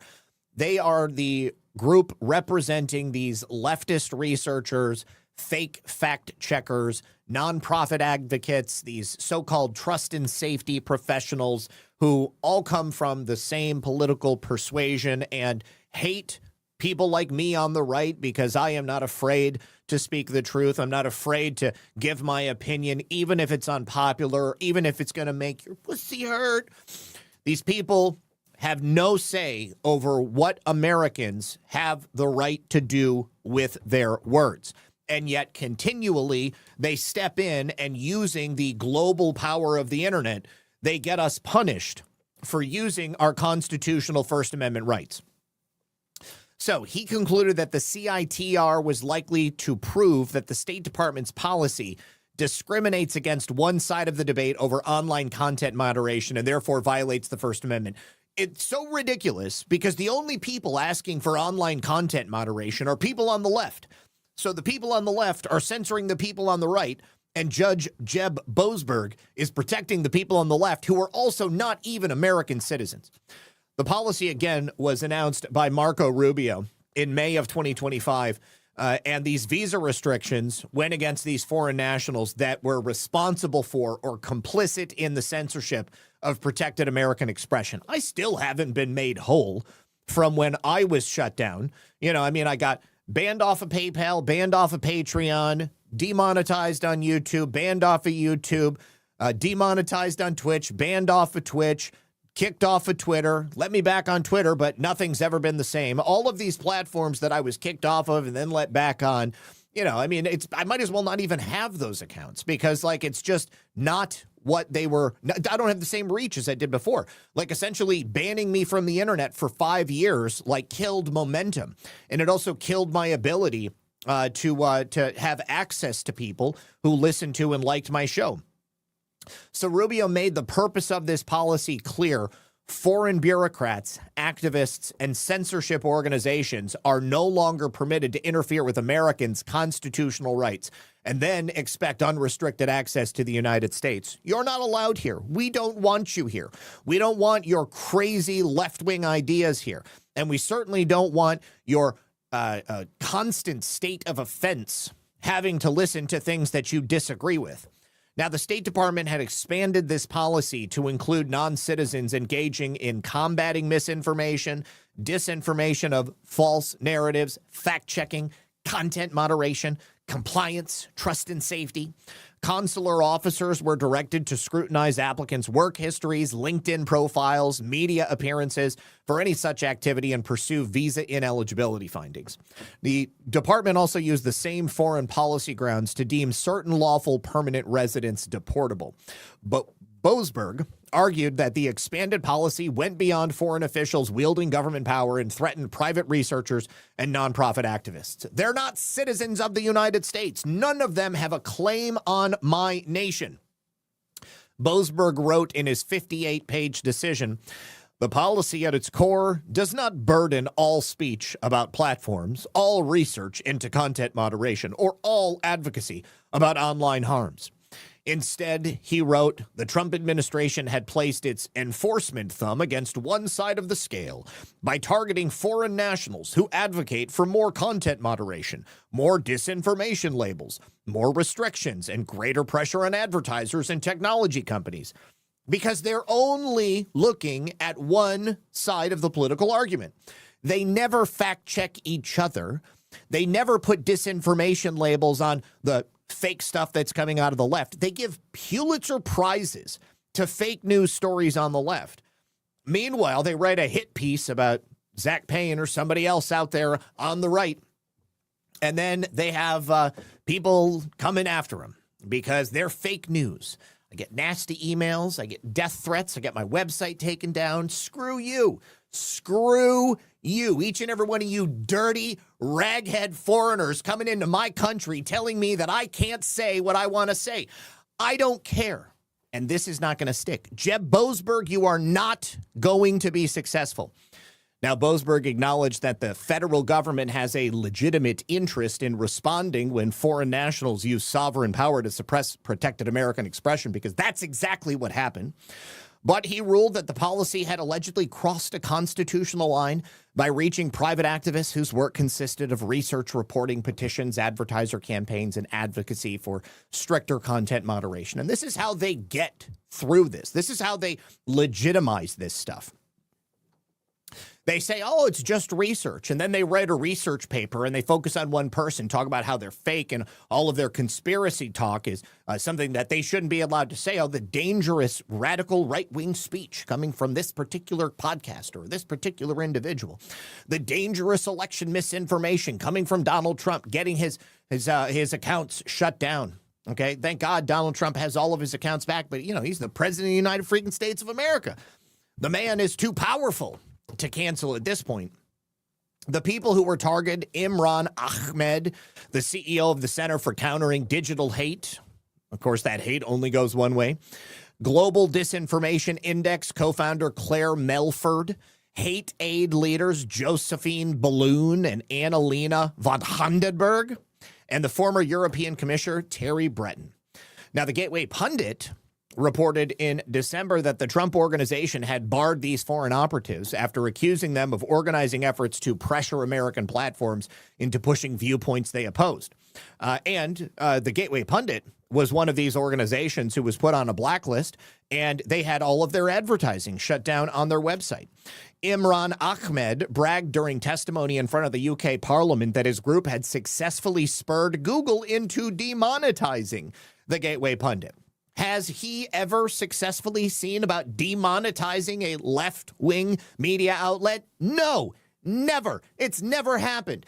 And not a single person on the right who fact checks just as part of their job, me right here, I have never had somebody demonetized. I have never had somebody's livelihood taken away from them. Never had somebody's account shut down. Never even taken somebody down for a copyright claim or anything like that. I had some jackass on the left years ago, first time I was on YouTube, claim my video because I had a clip of Joe Biden saying, I love cockroaches. I love little kids sitting on my lap. I had that whole Corn Pop was a bad dude clip in my video. It was not his video, but he copyright claimed my video inappropriately. It was totally wrong, totally illegal. But I just said, you know what, I'm not dealing with this. I had to delete the video because the only way to fight it was to give him my full name and address. That's what happens when you inappropriately copyright somebody's video. You have to give out your personal information. You have to dox yourself to them. And so it's just easier to just say, you know what, I give up. I give up. I've never done that to anybody. But that stuff happens to people like me all the time. Now, Imran said during his testimony before the UK Parliament back in September of 2021 that he was so excited about working for over a year to push Google to demonetize the Gateway Pundit. Another problem with the bill is that it does not deal with the advertising market. Google has two parts to its advertising business. The first part is a display network and websites. Google has about a third of all additional ad revenue, but 95% of the sites that you ever see that have ads on them have ads placed by Google. Google has chosen breadth over expense. They have an enormous display network and they gobble up sites and put them in there, including the Gateway Pundit, which was spreading election misinformation, the big lie, COVID disinformation, and all sorts of malignant and anti-black narratives. Really horrific racist nonsense. We found that thanks to Google Ads monetization, Google takes advertising revenue from everywhere. I think we found Democratic Party adverts placed on Google and Gateway Pundit, a viciously far-right site, which just goes to show that even for the advertiser, it is a terrible waste of money. And most of them are utterly frustrated when they find out about it. Google has become a primary funder of malignant, violent, racist, anti-Semitic, and COVID disinformation content on the internet. I can give you an example of a site I first heard about through the Home Office's Counter-Terrorism Office, and which we targeted last year. It was covered in adverts for household brands. We contacted each of those brands and got all of their adverts taken off, and then the site shut down after the ads disappeared. It just goes to show you that the advertising revenue from Google is vital to the proselytization of hatred in our society. Counter-terrorism told us that they were concerned about it. Gateway Pundit raised millions of pounds of revenue from Google Ads, 1.1 million in just 7 months. I am very proud to tell you that after our campaign, Stop Funding Misinformation, that story was featured in Forbes magazine in the USA. I think it was last weekend when Google took them off their display network after a year of campaigning by CCDH. And they are now demonetized, which means that they will not be able to spread their nonsense any further, or at the scale and speed at which they were able to before. That is another thing that I am very proud of my team for. Imran, I don't want you in our country, and it's a wonderful thing that you got your visa taken by Marco Rubio. You can focus on countering digital hate in another nation, not here in the United States. There's a reason we kicked your limey asses 250 years ago. We don't want you coming into our country and telling us what we need to do. This is part of being an American, and part of being an American is accepting that people can say things you don't agree with. I don't agree with anything you say. There's also a video of Imran's testimony before the UK Parliament about how glad he was to push Google to demonetize them. You can watch the whole thing, but it's exactly what I said. I read it out loud. Brian? Do you want me to say Brian? Brian?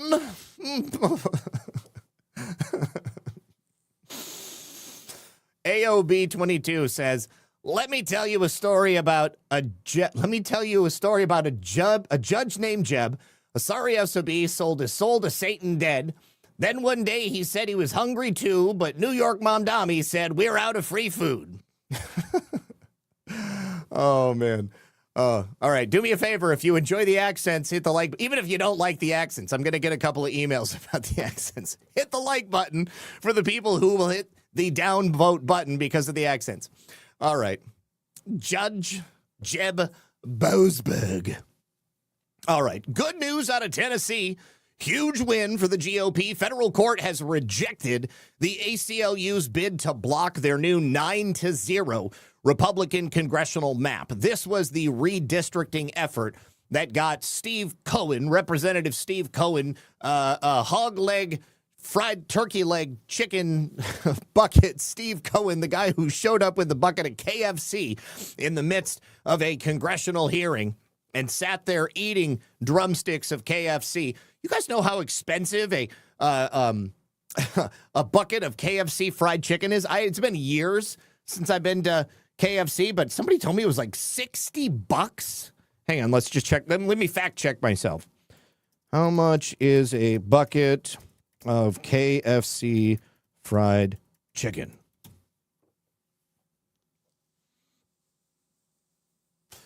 $16-piece bucket.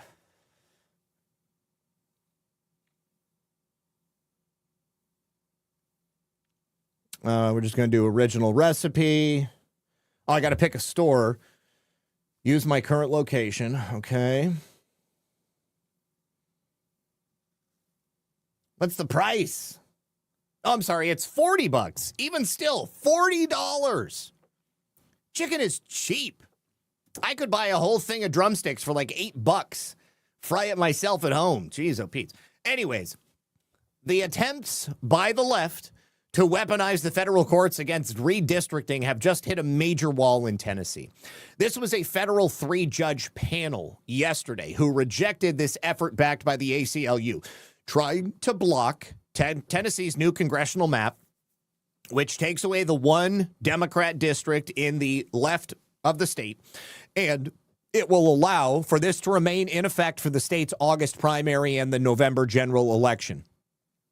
In a pure curiam opinion in Amber Sherman et al. Versus Trey Hargett et al., District Judge Benjamin Stivers, Sixth Circuit Judge John Nalbandian, and Chief U.S. District Judge William Campbell denied the plaintiff's motion for a preliminary injunction. The court ruled that Black Memphis voters and activist groups are not likely to succeed on their claim that the map was drawn with racial intent to dilute black votes under the 14th Amendment. The judges made clear what everybody else knew. This is about politics. It's not about race. Plaintiffs have not shown a discriminatory purpose, so they are not likely to succeed on their merits. Tennessee lawmakers adopted this new congressional map back in a special session in May. We talked about it at the time. They openly acknowledged they had a political objective, and they wanted to favor Republicans in all 9 congressional districts because they want to help the GOP maintain control of the House. The new map dismantled Tennessee's only Democrat-held congressional district, previously represented by longtime Democrat Rep. Steve Cohen, who cried when he was drawn out of the running. Rather than running in the new district, knowing that he wouldn't be able to win, he decided to take a step back and decide to do something else. Just retire, Steve. Okay, go eat fried chicken on your own time. And also, this district, which was supposedly drawn to favor black voters, always had a white Jewish guy sitting in the seat.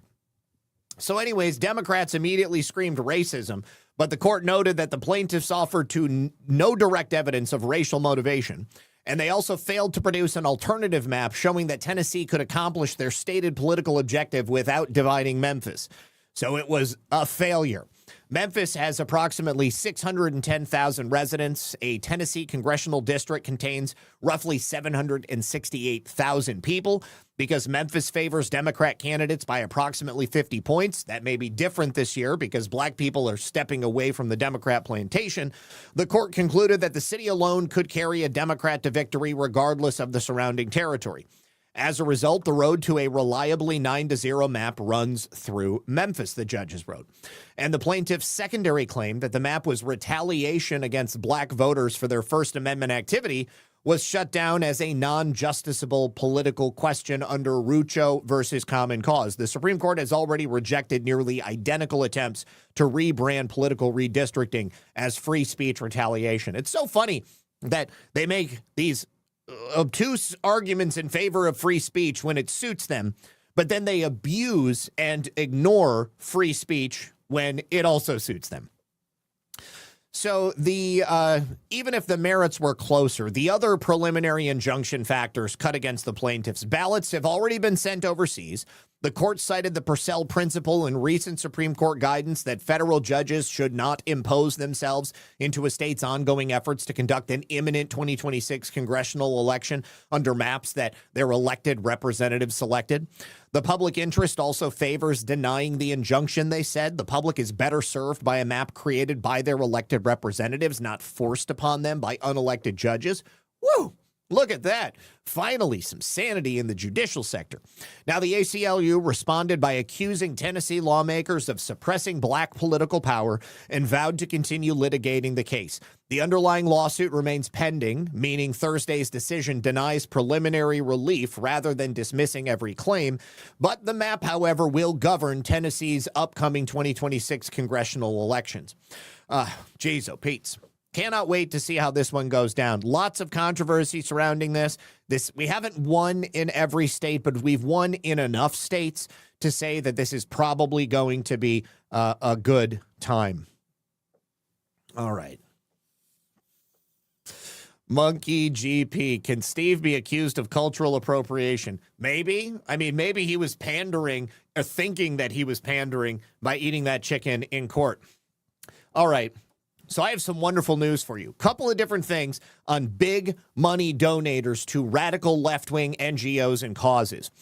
Did you know that the heir to the Cox Cable Media empire, a guy by the name of Fergie Chambers, that's not his real name, that's his nom de plume, but he is the only heir to Cox Media. And as such, he's a multi-millionaire. Now, he has also made a lot of public statements, essentially declaring himself a communist, saying it's his job to move his family's wealth into revolutionary organizing. Never you mind that once he does that, Cox Media will cease to exist and he will no longer have that wealth. But anyways, because he had publicly proclaimed that he wanted to put all of this money into radical left-wing causes, he became a sort of target for the network surrounding Neville Roy Singham. So they wooed him and they tried to bring him into their organization and basically get him to donate his money to them. But apparently the relationship didn't work out. They had differing views on the necessity of direct action. He's totally Antifa. And that led him to start spilling secrets about what he says is at the center of the Singham Network, which is the Party for Socialism and Liberation. So take a listen to Fergie right here. Oh, by the way, the reason we're talking about him is because he was recently arrested in Spain because the U.S. has requested his not jurisdiction. They have requested him to be sent back to the United States so that they can charge him with a 30-year felony. I'm an American communist. My primary position in life is to extract as much of my family's hoarded wealth as possible and reappropriate it to revolutionary organizing. There was a plan about a year or so ago to essentially create like a second People's Forum in like a rural environment that would allow people to do like 2-week retreats and do schools there the way the People's Forum has put events on. I mean, I was brought into like inner circle discussions. I know. You know, they really court the rich. Because they wanted your money. But at this point, I really believe that the People's Forum was like earnestly trying to like bring all the different good organizations in to do like good united front education work, and that this is what we're going to do up there. And then like all of a sudden, you know, we realized that like actually they're all just PSL staff. They're all funded by the same people. I gave them some funding for buses to DC, and then I tried to directly do it, and that pissed them off. They said, no, it has to go through Answer. There's not a single staff member of TPF that's not PSL. And the curriculum that they proposed, you know, was all PSL cadre classes. It was not. And when we suggested other things, they didn't like that. And when I tried to, bring people from other organizations onto the board of the school, they said no. They really wanted to shut down the PAL Action stuff. And then. All right. So he has basically been called like the new George Soros. So his extradition is one step closer to actually being a reality. He was arrested in one area of Spain, and then they moved him to another area, basically preparing him. Tony Saruga has this great breakdown of exactly what it is the United States wants to charge him with and why he is being extradited. So, the trust fund jihadist, he calls him, how a billion-dollar heir bankrolled the revolution until the FBI caught up. Apparently, he funded Hamas. There was like a $7.9 million payment that he sent to Hamas. And his family has anything you could possibly want. He is throwing away his ability to do anything good in this world. They've got a $27 billion empire. He got a $250 million buyout. And he called October 7th a moment of hope. Never you mind that Israel allowed it to happen, basically setting a trap for these people. He chanted death to America daily. He built communist communes. He bankrolled anti-cop riots. He funneled cash to these Hamas-linked networks across 2 continents. But the FBI followed the money, and now he is sitting in this jail cell in Ibiza while the the commies that are really fascists around the world are claiming that he is being arrested because of fascism. Because when you enforce the laws against terror financing, well, obviously that must mean that you're an authoritarian nation. But he's a billionaire, and he's being arrested for a very, very good reason. So the same people who cheered property destruction are suddenly very concerned about due process. The same network that lionized direct action is now begging the system they claim to oppose for mercy. And here's the thing about funding a revolution with inherited wealth. Eventually, someone audits the books. It was the FBI's Joint Mission Center that is looking into him. They're exposing the entire financial architecture connecting American trust funds to street violence and foreign terror networks. That includes Fergie Chambers, Neville Roy Singham, the SPLC, and I'm sure that there are going to be some more that get rolled up in here very soon. So he says you can hate America all you want, but you can't launder money for terrorists and expect the FBI to look the other way just because your last name is on a cable empire. The revolution, it turns out, doesn't accept American Express, but federal prosecutors absolutely accept financial evidence. Fergie Chambers bets his inheritance that wealth plus ideology equals immunity. And in his instance, he will not receive it. Now, in addition to that, the Congress has just subpoenaed 3 new left-wing NGOs that are directly connected to Neville Roy Singham. Remember, he is currently under subpoena, and he is ignoring it right now. The next thing that we can do is to freeze his assets here in the United States. But these 3 left-wing NGOs were given tens of millions of dollars from Neville Roy Singham, and he's accused of funding violence here in America. So take a listen to this. It's the House Ways and Means Committee that is trying to bring these organizations in. We've spoken about this when it was first announced, but now things are heating up. House panel now investigating the money trail of 3 far-left nonprofits. The issue here is whether a Marxist millionaire based in Shanghai gave them tens of millions of dollars. Lucas Tomlinson on that today out of D.C. What'd you find out, Lucas? Good morning, Bill. The powerful House Ways and Means Committee wants to know how 3 of these left-wing nonprofits obtained more than $39 million from alleged Marxist tech tycoon Neville Singham, when Republican China hawk calls Singham a traitor and wants the Justice Department, who's launched an investigation, to lock him up. All of his money comes from China, ties to the Chinese Communist Party, our biggest adversary in America, the Chinese Communist Party. And this guy, who is an American, but he lives in China, all of the billions of dollars that he's made come from Chinese Communist Party tech companies that are using him to funnel money to fuel left-wing violence in America.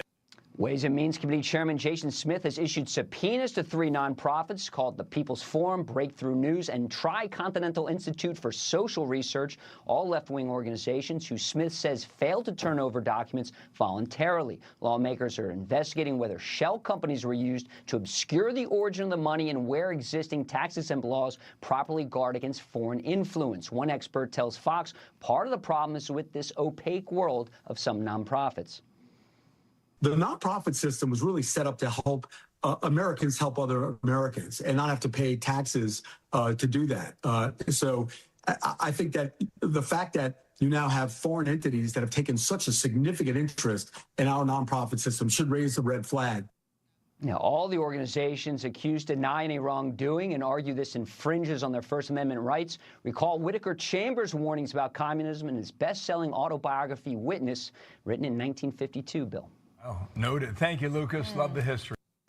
So those 3 new organizations that were subpoenaed, the Tri-Continental Institute for Social Research, Breakthrough News, and the People's Forum, these are all in addition to the others that were subpoenaed that were also connected to Neville Roysingham. That included Code Pink and I can't remember the names of the other 2. It's been a minute.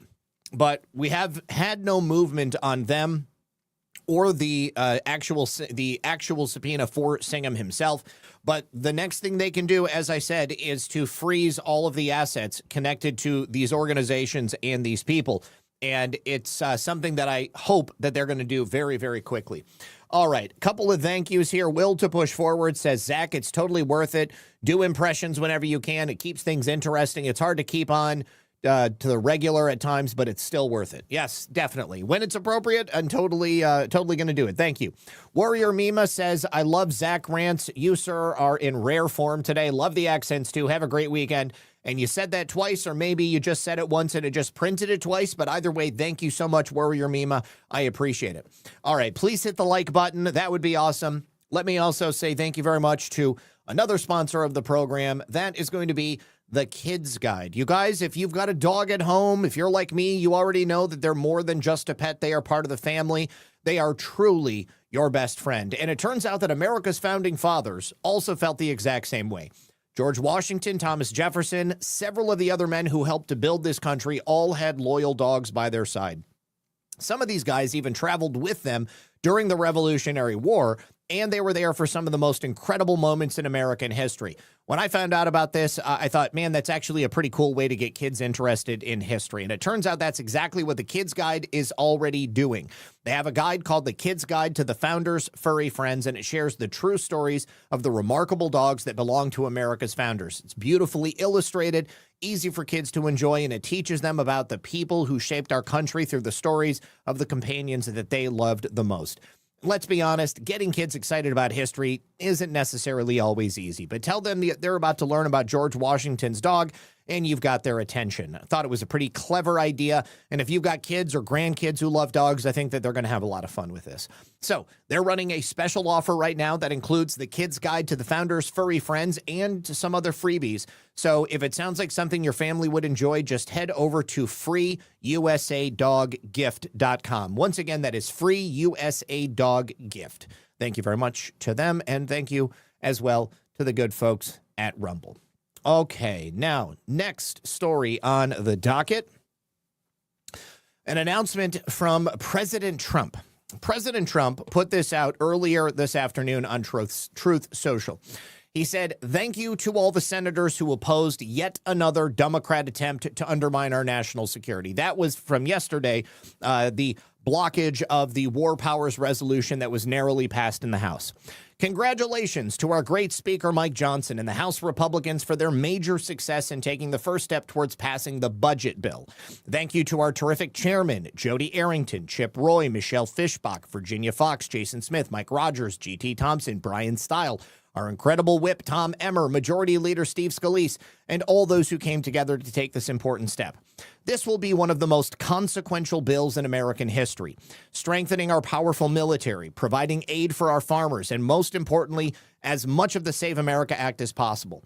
Our voters will be extremely happy and even impressed. I am asking that the Senate adopt a budget resolution which can pass with a simple majority before leaving the Senate to get this done for the American people, President Donald J. Trump. Of course, he's talking about that bill that we showed yesterday, which is going to cover all of those things and some others.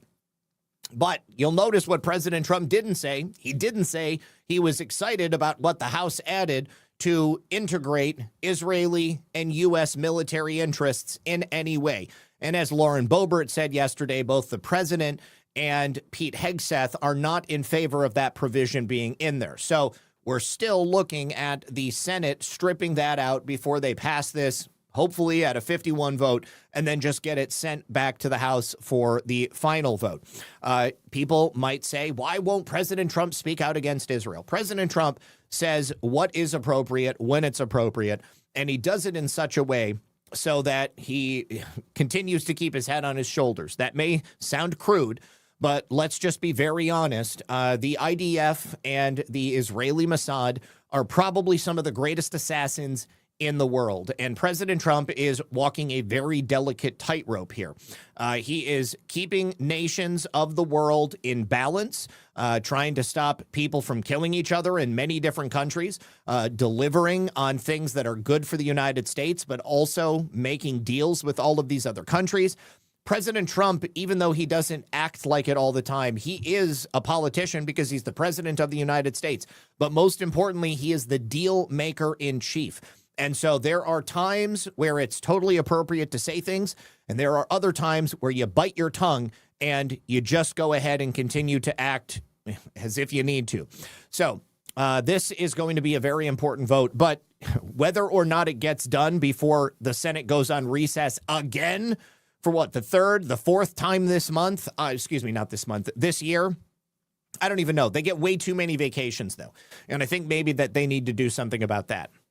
All right. Now, Texas is one of those states that has signed on to President Trump's pledge to make sure that the residents of Texas don't end up paying for the financing of data centers or the electricity or the water for data centers.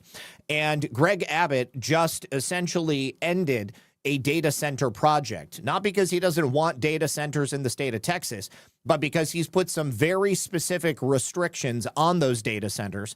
And he's made it clear, either you meet these restrictions, which are good for the citizens of Texas, or you can't build your data center. So he says the proposed East Texas data center has ended its project because they admitted they fell short of the standards I've set. These are the things that Greg Abbott says data centers must do. Number one, they must pay their own way. Number two, they must bring their own power. Number three, they must reuse their own water. That is a vital one, and not everybody talks about that. People talk way more about electricity than they talk about the water, but the water is just as vital as the electricity. Number four, they must reduce electricity costs for Texans. And number five, they must protect Texas neighborhoods, which means that they must not be built in an area that is going to reduce the value of Texas real estate. It also may not infringe on the well-being of Texans who are living anywhere near them. Now, another thing that it came out from that event that President Trump held this week is that with the building of these data centers in Georgia specifically, one of the things that they're doing is the revenue they are producing for the state of Georgia, they are going to use that to phase out property taxes for everybody in the state of Georgia, entirely phase out property taxes. So that's great. And people are definitely going to appreciate that. They may have a different opinion of them. As long as they stick to these tenets right here, then I think that they'll probably be welcomed. But if they step outside of this, then obviously it's not good. So Greg Abbott, I think, is on the right track when it comes to data centers. As I've said before, I'm not theoretically opposed to the concept of data centers. I think that data centers are inevitable. I think that AI is inevitable. And either it is embraced and capitalized upon and used so that we don't get left behind, or somebody else is going to do it, and basically the people who don't have access to it are going to get left in the dust. And that's the last thing we need, because that's where you end up with people losing their jobs and the economy crashing and people, essentially being in the worst possible state that they can be. All right. Now, also, President Trump has just announced a new wave of tariffs on 60 trading partners. Now, this took place today, and it's going to replace the expiring global duty that was rolled out by President Trump earlier this year.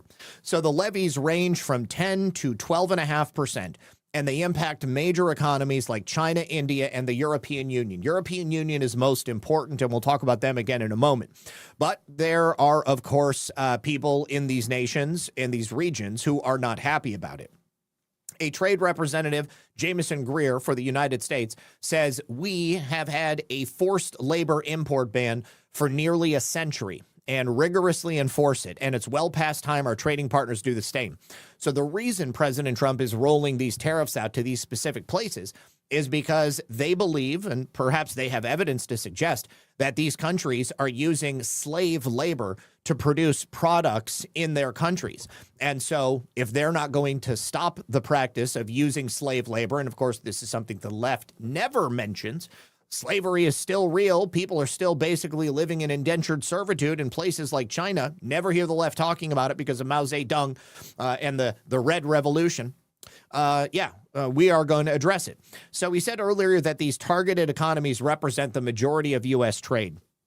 The administration has moved swiftly to rebuild the president's tariff wall after the Supreme Court struck down a host of those duties back in February. Now, after the setback, President Trump tapped different authorities to reimpose a 10% tariff on imports, but it only lasted 150 days and it expired today. But now we have the new tariffs, which went in as of today. Now, the measures were planned after a months-long investigation and are considered a more resistant one to legal challenges than the earlier moves that President Trump made. Under the announcement that was made yesterday, economies that have implemented a forced labor import prohibition or committed to do so were hit with the lower 10% rate. They include Canada, the EU, India, and the United Kingdom. China, Japan, South Korea, and dozens of others were deemed to deserve that higher rate of 12.5%. But the EU, Taiwan, Japan, South Korea, and Switzerland received some relief in line with trade pacts that previously were reached with the United States. The new levies received swift condemnation from the target countries, with Japan saying it regrets the duties and Australia's trade minister calling them unjustified. A Chinese foreign ministry spokesperson said Beijing will oppose all forms of unilateral tariff measures and warned that trade wars were not in the interests of any party. But the EU expressed relief after the announcement, saying the new levies were right in line with U.S. tariff commitments that were already agreed to in a joint EU-U.S. statement. Goods already facing specific sector tariffs like steel and aluminum will not be afflicted additionally, and certain energy products and fertilizers will also be exempt alongside products covered by the U.S. Mexico-Canada Free Trade Pact. But, of course, that is ending as well. Washington is separately investigating 16 economies over excess industrial capacity. These are probes that could lead to additional duties, and these could also eventually result in varying rates among different countries. Now, the administration's move to impose a baseline tariff while sustaining the threat of further duties gives us leverage over our trading partners, and it also creates an incentive for countries to comply with trade pacts that they struck earlier. But of course, these countries are always trying to get out of the deals they've made in the past. We're just trying to get them to stick with what they've already agreed to. In spending time on investigations, officials want their incoming tariffs to be robust if there are court challenges there, and this makes it much more likely that they will stay for the duration of Trump's term and will be much more protectionist across the world's largest economy. Now, the Trump administration has also been hunting for options that would allow us to aggressively deploy tariffs again in the future. In the longer term, Section 301 of the Trade Act of 1974 could be used to impose the latest duties and provide more flexibility than people realize. Now, this is interesting because President Trump announced earlier today a 301 investigation. What does that mean? Well, it's because the European Union is not playing fair. They might have thought that they had a brief reprieve from tariffs, but once President Trump started looking deeper into what their trade practices were, despite the arrangements we made, it turns out that they are still trying to screw us. So President Trump says the European Union is at it again, as usual, taking direct aim at great American companies.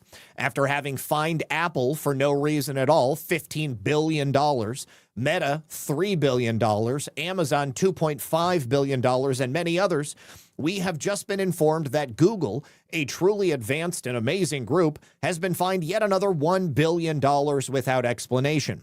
This brings the Google total to over $18 billion. This illegal and highly discriminatory practice started at these high levels during the first year of the sleepy Joe Biden administration. But it's not going to continue during the Trump administration. The United States of America is not a piggy bank for Europe, nor will it be allowed to be. Please let this truth serve to represent that we will immediately initiate a 301 investigation into the practice of robbing American companies and, in turn, the American taxpayer. Because let's be honest, all of these billions of dollars in fees that get sucked out by the European Union are translated into price increases that are paid by you and me. This is a tax on Americans that is instituted by the European Union. The union will pay a very big price for this illegal and highly unethical conduct, which I have consistently warned them about.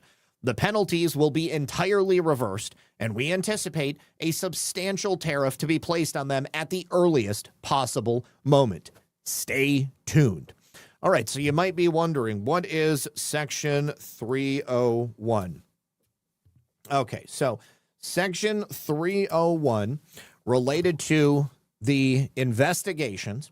Well, here I'm on the website here for the Office of the Trade Representative, but these are active 301 investigations that we have right now. So the 301, the Trade Act of 1974, is designed to address unfair foreign practices affecting U.S. commerce. So 301 might be used to respond to unjustifiable, unreasonable, or discriminatory foreign government acts, policies, or practices that burden or restrict U.S. commerce. So a Section 301 investigation examines whether the acts, policies, and practices are unreasonable or discriminatory and burden or restrict U.S. commerce. So at the direction of the president, we are now going to be investigating these practices that he mentioned right here. And I think it's undeniable. This is a burdensome restriction on these U.S. companies. I think that these nations are upset that they're not getting the wealth coming from these countries, coming from these companies. And so the only thing they can do is tax them, fine them for doing business in their nations, and try to suck out as much of that revenue and money that they're making as possible. But no more. President Trump is not going to allow it to happen. All right. Now, you guys, I have a very disturbing story for you, and I'm sure that there may be some lefties out there who will take great pleasure in talking about this story, because it's the only reason they would is because a GOP state lawmaker has just been accused of using Roblox to lure a minor student into an inappropriate relationship. But I guarantee you they will not get to the best part of the story. Yes, this individual is a state assemblyman from the GOP in the state of West Virginia, but he only very recently joined the GOP. Prior to that, yes, he was a Democrat. So I think that he changed his party affiliation because he read the room and he probably saw that the Democrats were getting fewer votes than they may have previously. Also, they are just skewing so far to the radical left on so many different issues. People have just changed their affiliation because they just kind of don't want to be known as a Democrat anymore. But let me tell you the nitty-gritty of this story. This West Virginia teacher and Republican state lawmaker is accused of using Roblox to groom this teenage girl who was a student of his.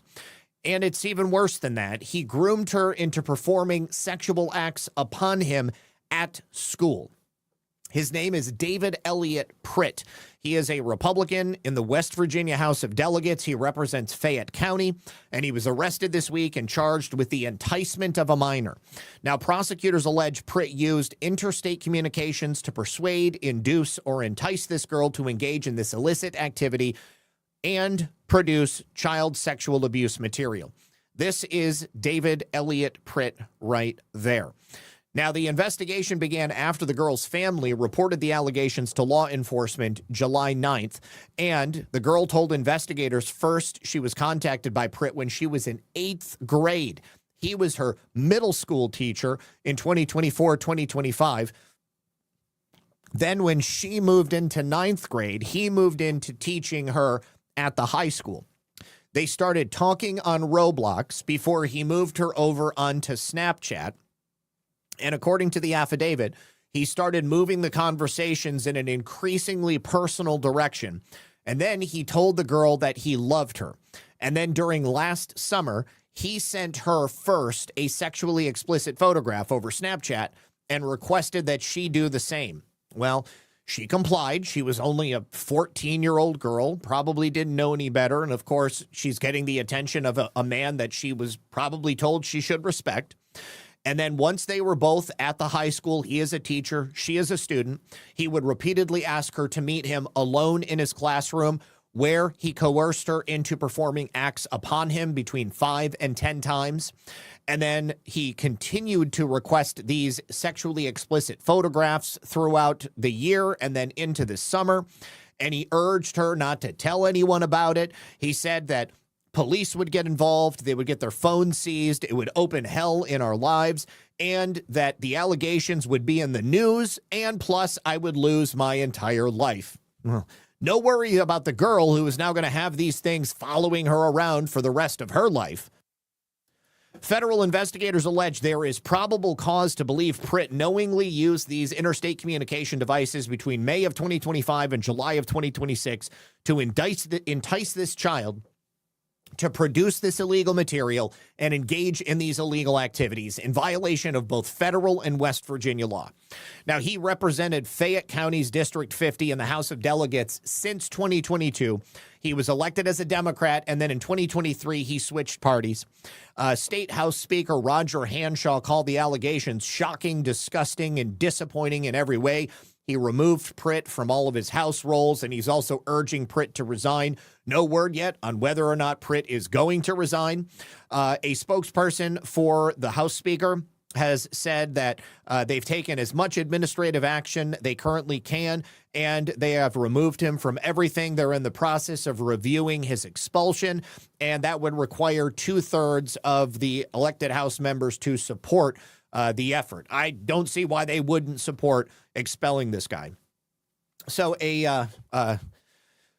my heart aches for his family, Hanshaw said. And if any part of these serious allegations are true, the law should be applied in full force. No mention of the poor girl who is now going to, once again, have this hanging over her head for the rest of her life. I mean, she's probably never going to have a healthy view of relationships or, physical activity. I mean, it's all going to be colored by this experience of this old man.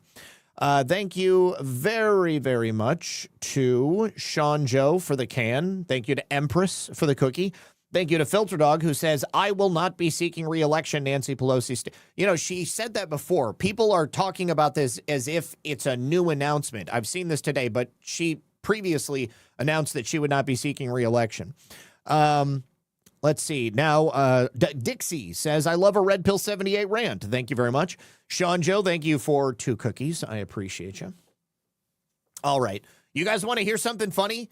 House Minority Leader Hakeem Jeffries has finally caught up with the sentiment of the rest of America, and he claims that Democrats are going to be the ones to fix the fraud. Yes, that's right. Hakeem Jeffries spoke at a press conference recently and promised the American people that it's the Democrats that will hold the crooks accountable, even though every single opportunity they have had to hold the crooks accountable or stop the fraud, waste, and abuse in the federal government, they have directly stood in the way. They doxed employees of Doge. They attacked Elon Musk. They rallied their followers to go attack Tesla dealerships. And who are they going to put in jail exactly? Does anybody here think that Democrats are going to hold themselves accountable? Because it really seems like a lot of the fraud is happening in areas that's controlled by Democrats. Methinks not. Well, we got a clip. Let's go ahead and take a listen. And our promise to the American people is that we will hold the crooks accountable. If you're a crook in the United States of America and you've been stealing from the American people, we're coming after you. No one believes you, Hakeem. Dollar Store Obama. Dollar Tree Obama. Just a month ago, the House passed Resolution 1335, which was a resolution focused on stopping fraud. It passed all Republicans voted for it, and 177 Democrats voted against it. Why? Well, because it was Donald Trump and the Republicans' efforts to stop the fraud, waste, and abuse. What this resolution did was condemn actors who seek to defraud the federal government and expressed the sense of the chamber that eligibility should be verified before federal payments go out the door. Well, of course, the Democrats didn't vote for that, because if you have people checking the money before it leaves the building, well, then that significantly reduces the amount of that money they can find in their own pockets or in their own political action committees. Now, this was a non-binding resolution, but of course it came at a moment when Republicans have already built an extensive scaffolding around the idea of stopping fraud. The federal government has been writing checks without confirming where they are going to. The House Rules Committee heard this measure on June 8th alongside 3 other bills targeting improper payments, and the House Government and Reform Committee framed it as part of a package of 11 anti-fraud bills moving together. Now, all of them have made their way through the House. None of them have found their way through the Senate yet. And again, that's controlled by Republicans. Now, the GAO has estimated improper payments across the federal government have totaled $3 trillion since 2003. Probably more than that. But that's just improper payments. That's just payments going to dead people or businesses that don't exist anymore.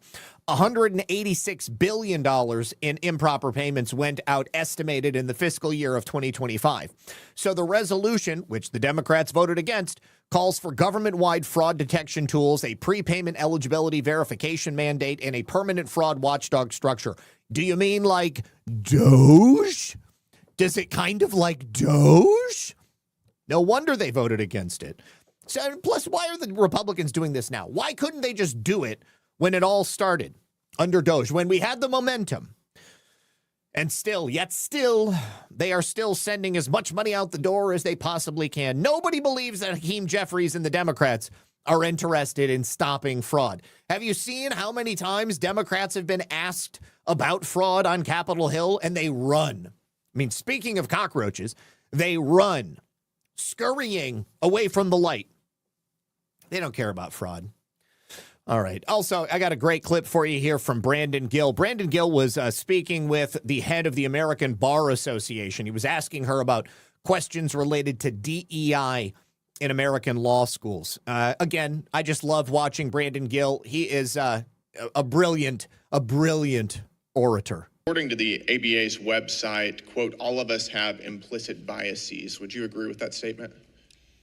The ABA believes that diversity, equity, and inclusion improves the practice. Would you agree with the statement that, quote, all of us have implicit biases from the ABA's website? The ABA believes that diversity in all of its Is that a realms yes? is Can I important. take that? It's a yes or no question. Do you believe that all of us have implicit biases, as your website says? The ABA looks to remove barriers, and we examine... That's not my question, ma'am. Do you believe that all of us have implicit biases? I've expressed... Make it I've stop! expressed what the ABA is doing. That is the ABA's position, as expressed by their website. Against which groups do you have implicit biases? The ABA believes that it's important to always explore... Are you going to filibuster? Because it doesn't make you sound very good.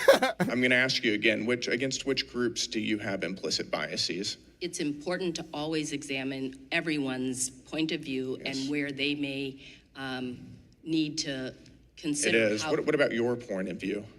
I am here as the president of the American Bar Association. And I'm asking you what your implicit biases are. The ABA is an... Have you reflected on your implicit biases? I think about how I What are operate they? the world constantly. Would you like to explain to us what they are? I am here speaking on behalf of the ABA, and the ABA... He's so earnest. He's so good at remaining stoic and stone-faced as he seriously asks these questions that he knows these people cannot reasonably answer. Of course, they blame everyone for having implicit biases because they're not looking at themselves. They're looking at you. They're looking at you, Whitey. You, Whitey, have the implicit biases. You're the one who's the racist. You're the one who's the prejudiced one. You know, they are too. Everybody has their own biases. It's true. It's just part of the program. A lot of it for us is based on pattern recognition. So these people are not willing to take accountability. They are willing to place blame, but never to take accountability for themselves. I love Brandon Gale, and I see people in the chat, never thought about it before, but he does look like Clark Kent. So would you say that it's helpful, it's beneficial if our Supreme Court resembles the racial diversity of America? The ABA believes that diversity in all of its forms is important. We So want it is a people to good bring all of who they are, whether they be from small practice or Diversity, large practice. can you define diversity here? You want it to, should the Supreme Court resemble America's racial makeup, roughly? It's a yes or no question. The ABA does not support quotas. I'm not asking about quotas. I'm asking if it should roughly resemble America's racial makeup. It should represent all of what people are. Of and what all people their are. Okay, so experiences. right now there's about two of 9 of Supreme Court justices are black. That's about 22% of the Supreme Court. According to your testimony, about 13% of America's population is black. If the Supreme Court should roughly resemble America's demographic makeup, as the ABA states is proper, in your opinion, regardless of qualifications, should the Senate refuse to confirm a third black Supreme Court justice? Gotcha! The ABA supports and encourages diversity in all of its forms. That wasn't my question. My question was, if a Supreme Court vacancy opens up, should the Senate refuse to confirm a third black Supreme Court nominee based on his race or her race? The ABA does not support quotas, and so The ABA does support some sort of, and hopefully we'll get into that. The ABA does support making sure the ethnic makeup has a specific amount. They ask you how you are, you just have to say that you're fine when you're not really fine, but you just can't get into it because they would never understand. He got her so good, so good.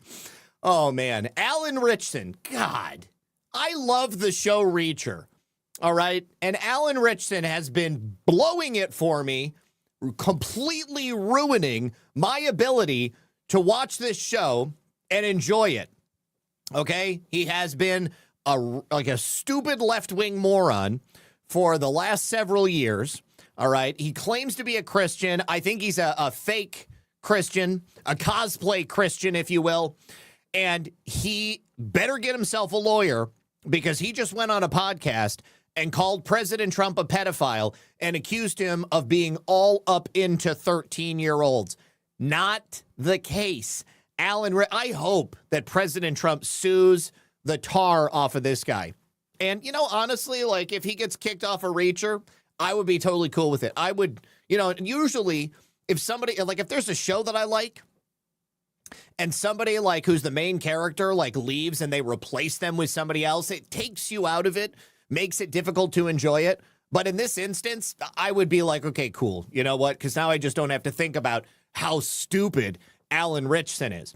So this was a show on Amazon Prime, okay? And Amazon Prime is who broadcasts the Reacher program. Now, I think we have a clip, actually, of him saying this. Like, he seriously is put himself in legal jeopardy. He called President Trump a racist. He said the thing about 13-year-old girls. He called President Trump a bitch. Yeah, he is definitely stepping all up in it. People, I think, are a little bit afraid of me because they're like, he's a loose cannon. And I'm not. I'm just saying the shit that everybody should say if they give a shit about humanity. Everybody else should feel like I feel. The world is on fire. The world, yeah, like, oh, mad about. Everybody should think the way that I do. So I'm just going to say this ridiculous stuff that has no basis in fact, and we're going to call it a day. The way things are and the abuses that are happening. The Epstein files. The fucking Epstein files. God damn it. Have you read them? Or did you just see a post on Reddit where some gooner in his mom's basement posted completely unsubstantiated calls from radical left-wing morons calling into the FBI's tip line, making up lies about President Trump? Okay. Did you read the rest of the files where the FBI tried to actually investigate all of those fake claims against President Trump, and either they were fake numbers or Google Voice numbers, or the people didn't respond, or maybe it's the story by the Jerry Springer producer that was later admitted to be completely made up. Is that it, Alan? Is that it? Because I don't think you've actually done the research. I think you might have read a couple of Reddit posts from a few left-wing lunatics. Where are they? It's a fucking law, bitch. Show it. You fucking pedophiles. I shouldn't say fuck because I'm a Christian and people are going to go like, how can he say fuck and he's a Christian? Because that is something that should make you want to say fuck. Yeah. You know, sorry, God, I'm sweating now. This is my fucking politics, dude. I would fucking railroad these fuckers. I would get those Epstein files out in 2 seconds. Yeah, dude. 2 seconds. Fucking move out of the way. Like, does he really though? I mean, because unfortunately for Alan and for the rest of us, the Epstein files that we don't have are files that are being held back by corrupt federal judges. Let's talk about the real problem here, Alan. The files we can't see are the files that either A, still involved in some type of federal investigation. You cannot release those if there is any hope of bringing anybody to justice. But then B, you have federal judges who have refused to release certain files under the guise of protecting victims, even though the victims have all said they want the files to come out. Okay? And, you know, to be frank, there was absolutely zero evidence or anything credible suggesting that President Trump has ever done anything. Alan, you must not know the fact that President Trump was the guy who called the police on Jeffrey Epstein, that President Trump was the only person who was ever associated with Epstein, who ever actually called the lawyer representing the victims and said, let me help you in any way that I can. President Trump is the only person who has ever been associated with Epstein in any way, who cut him out of his life because he got caught at his club creeping on the daughter of another member. President Trump is the only guy whoever tried to get Jeffrey Epstein out of Palm Beach by undercutting him on real estate. President Trump is the only guy associated at any point with Jeffrey Epstein who, before he was a convicted sex offender, removed himself from the social circle of Jeffrey Epstein. There are plenty of people like Woody Allen, Alan Dershowitz, I mean, all kinds of people who continue to be friends with Jeffrey Epstein long after he became a sex offender. Why aren't you railing about Jess Staley?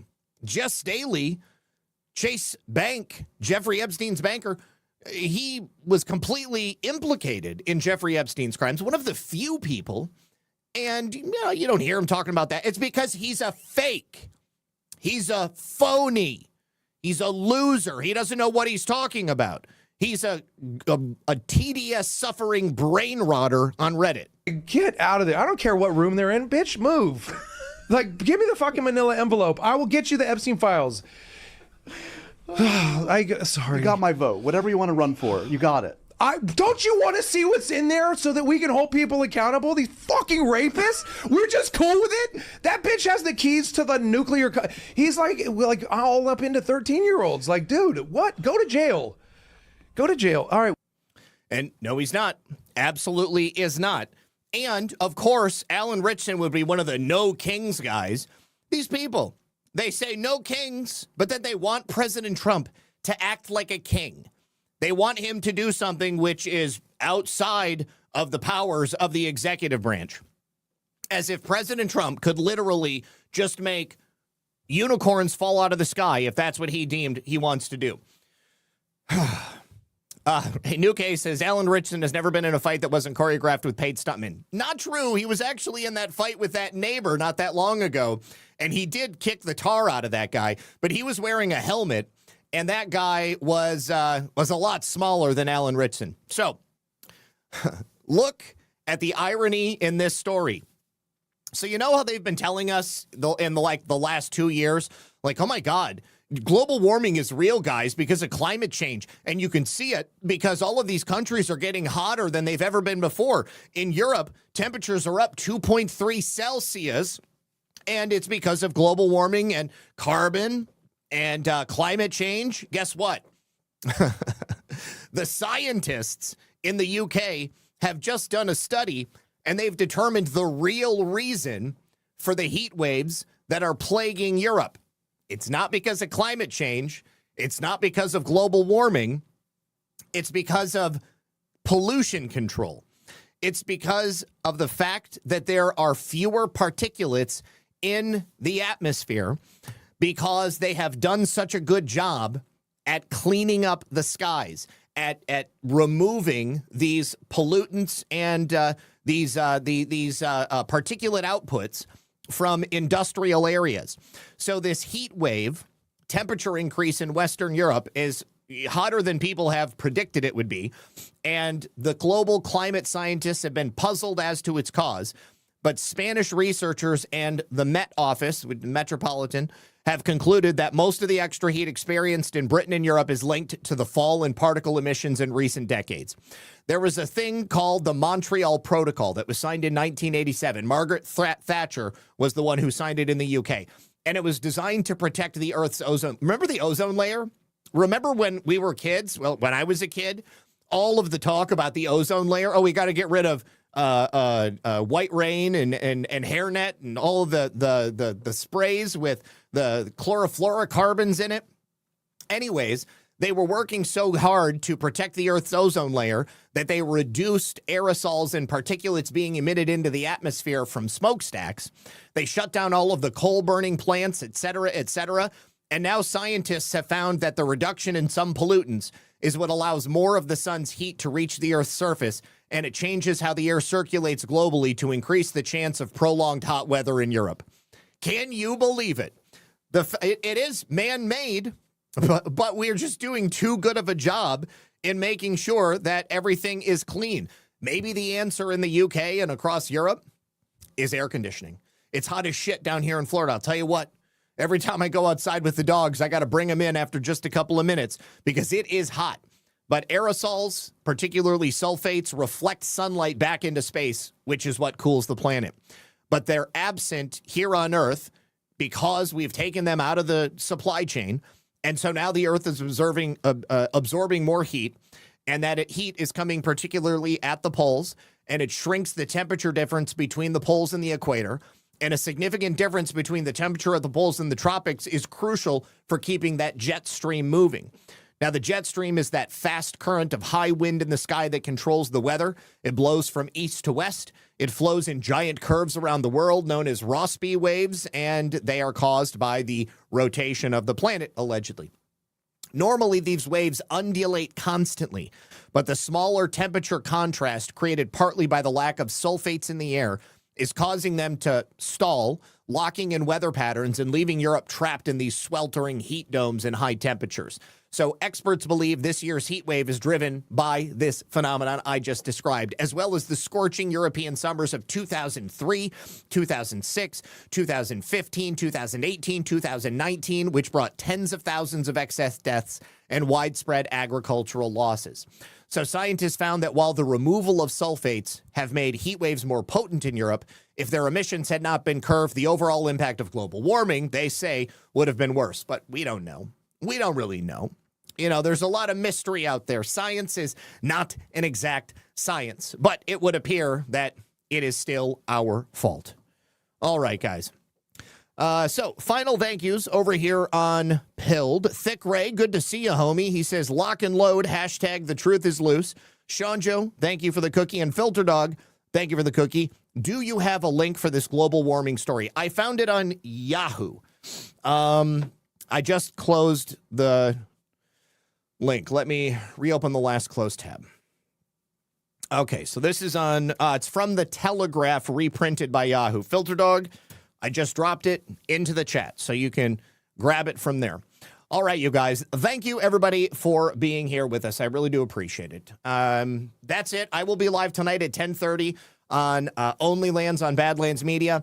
I will be live on Sunday playing video games. I got to get 3 hours in on Rumble Premium, so join me then if you want to hang out with us. If you have a Steam account, reach out to me, and we can add each other as friends, and then we can get you going. Yeah, you know what? I don't know. Other than that, appreciate you guys. Thanks for being here. Hope you had a great week. I know I did. Looking forward to the weekend. I've got a whole bunch of stuff I got to catch up on, but I'm doing a remodel in my office. I'm waiting for my new desk to arrive, and then I will hopefully be able to show you guys the new studio setup here very soon. Other than that, good luck and God bless. I'll see you guys next time. Peace.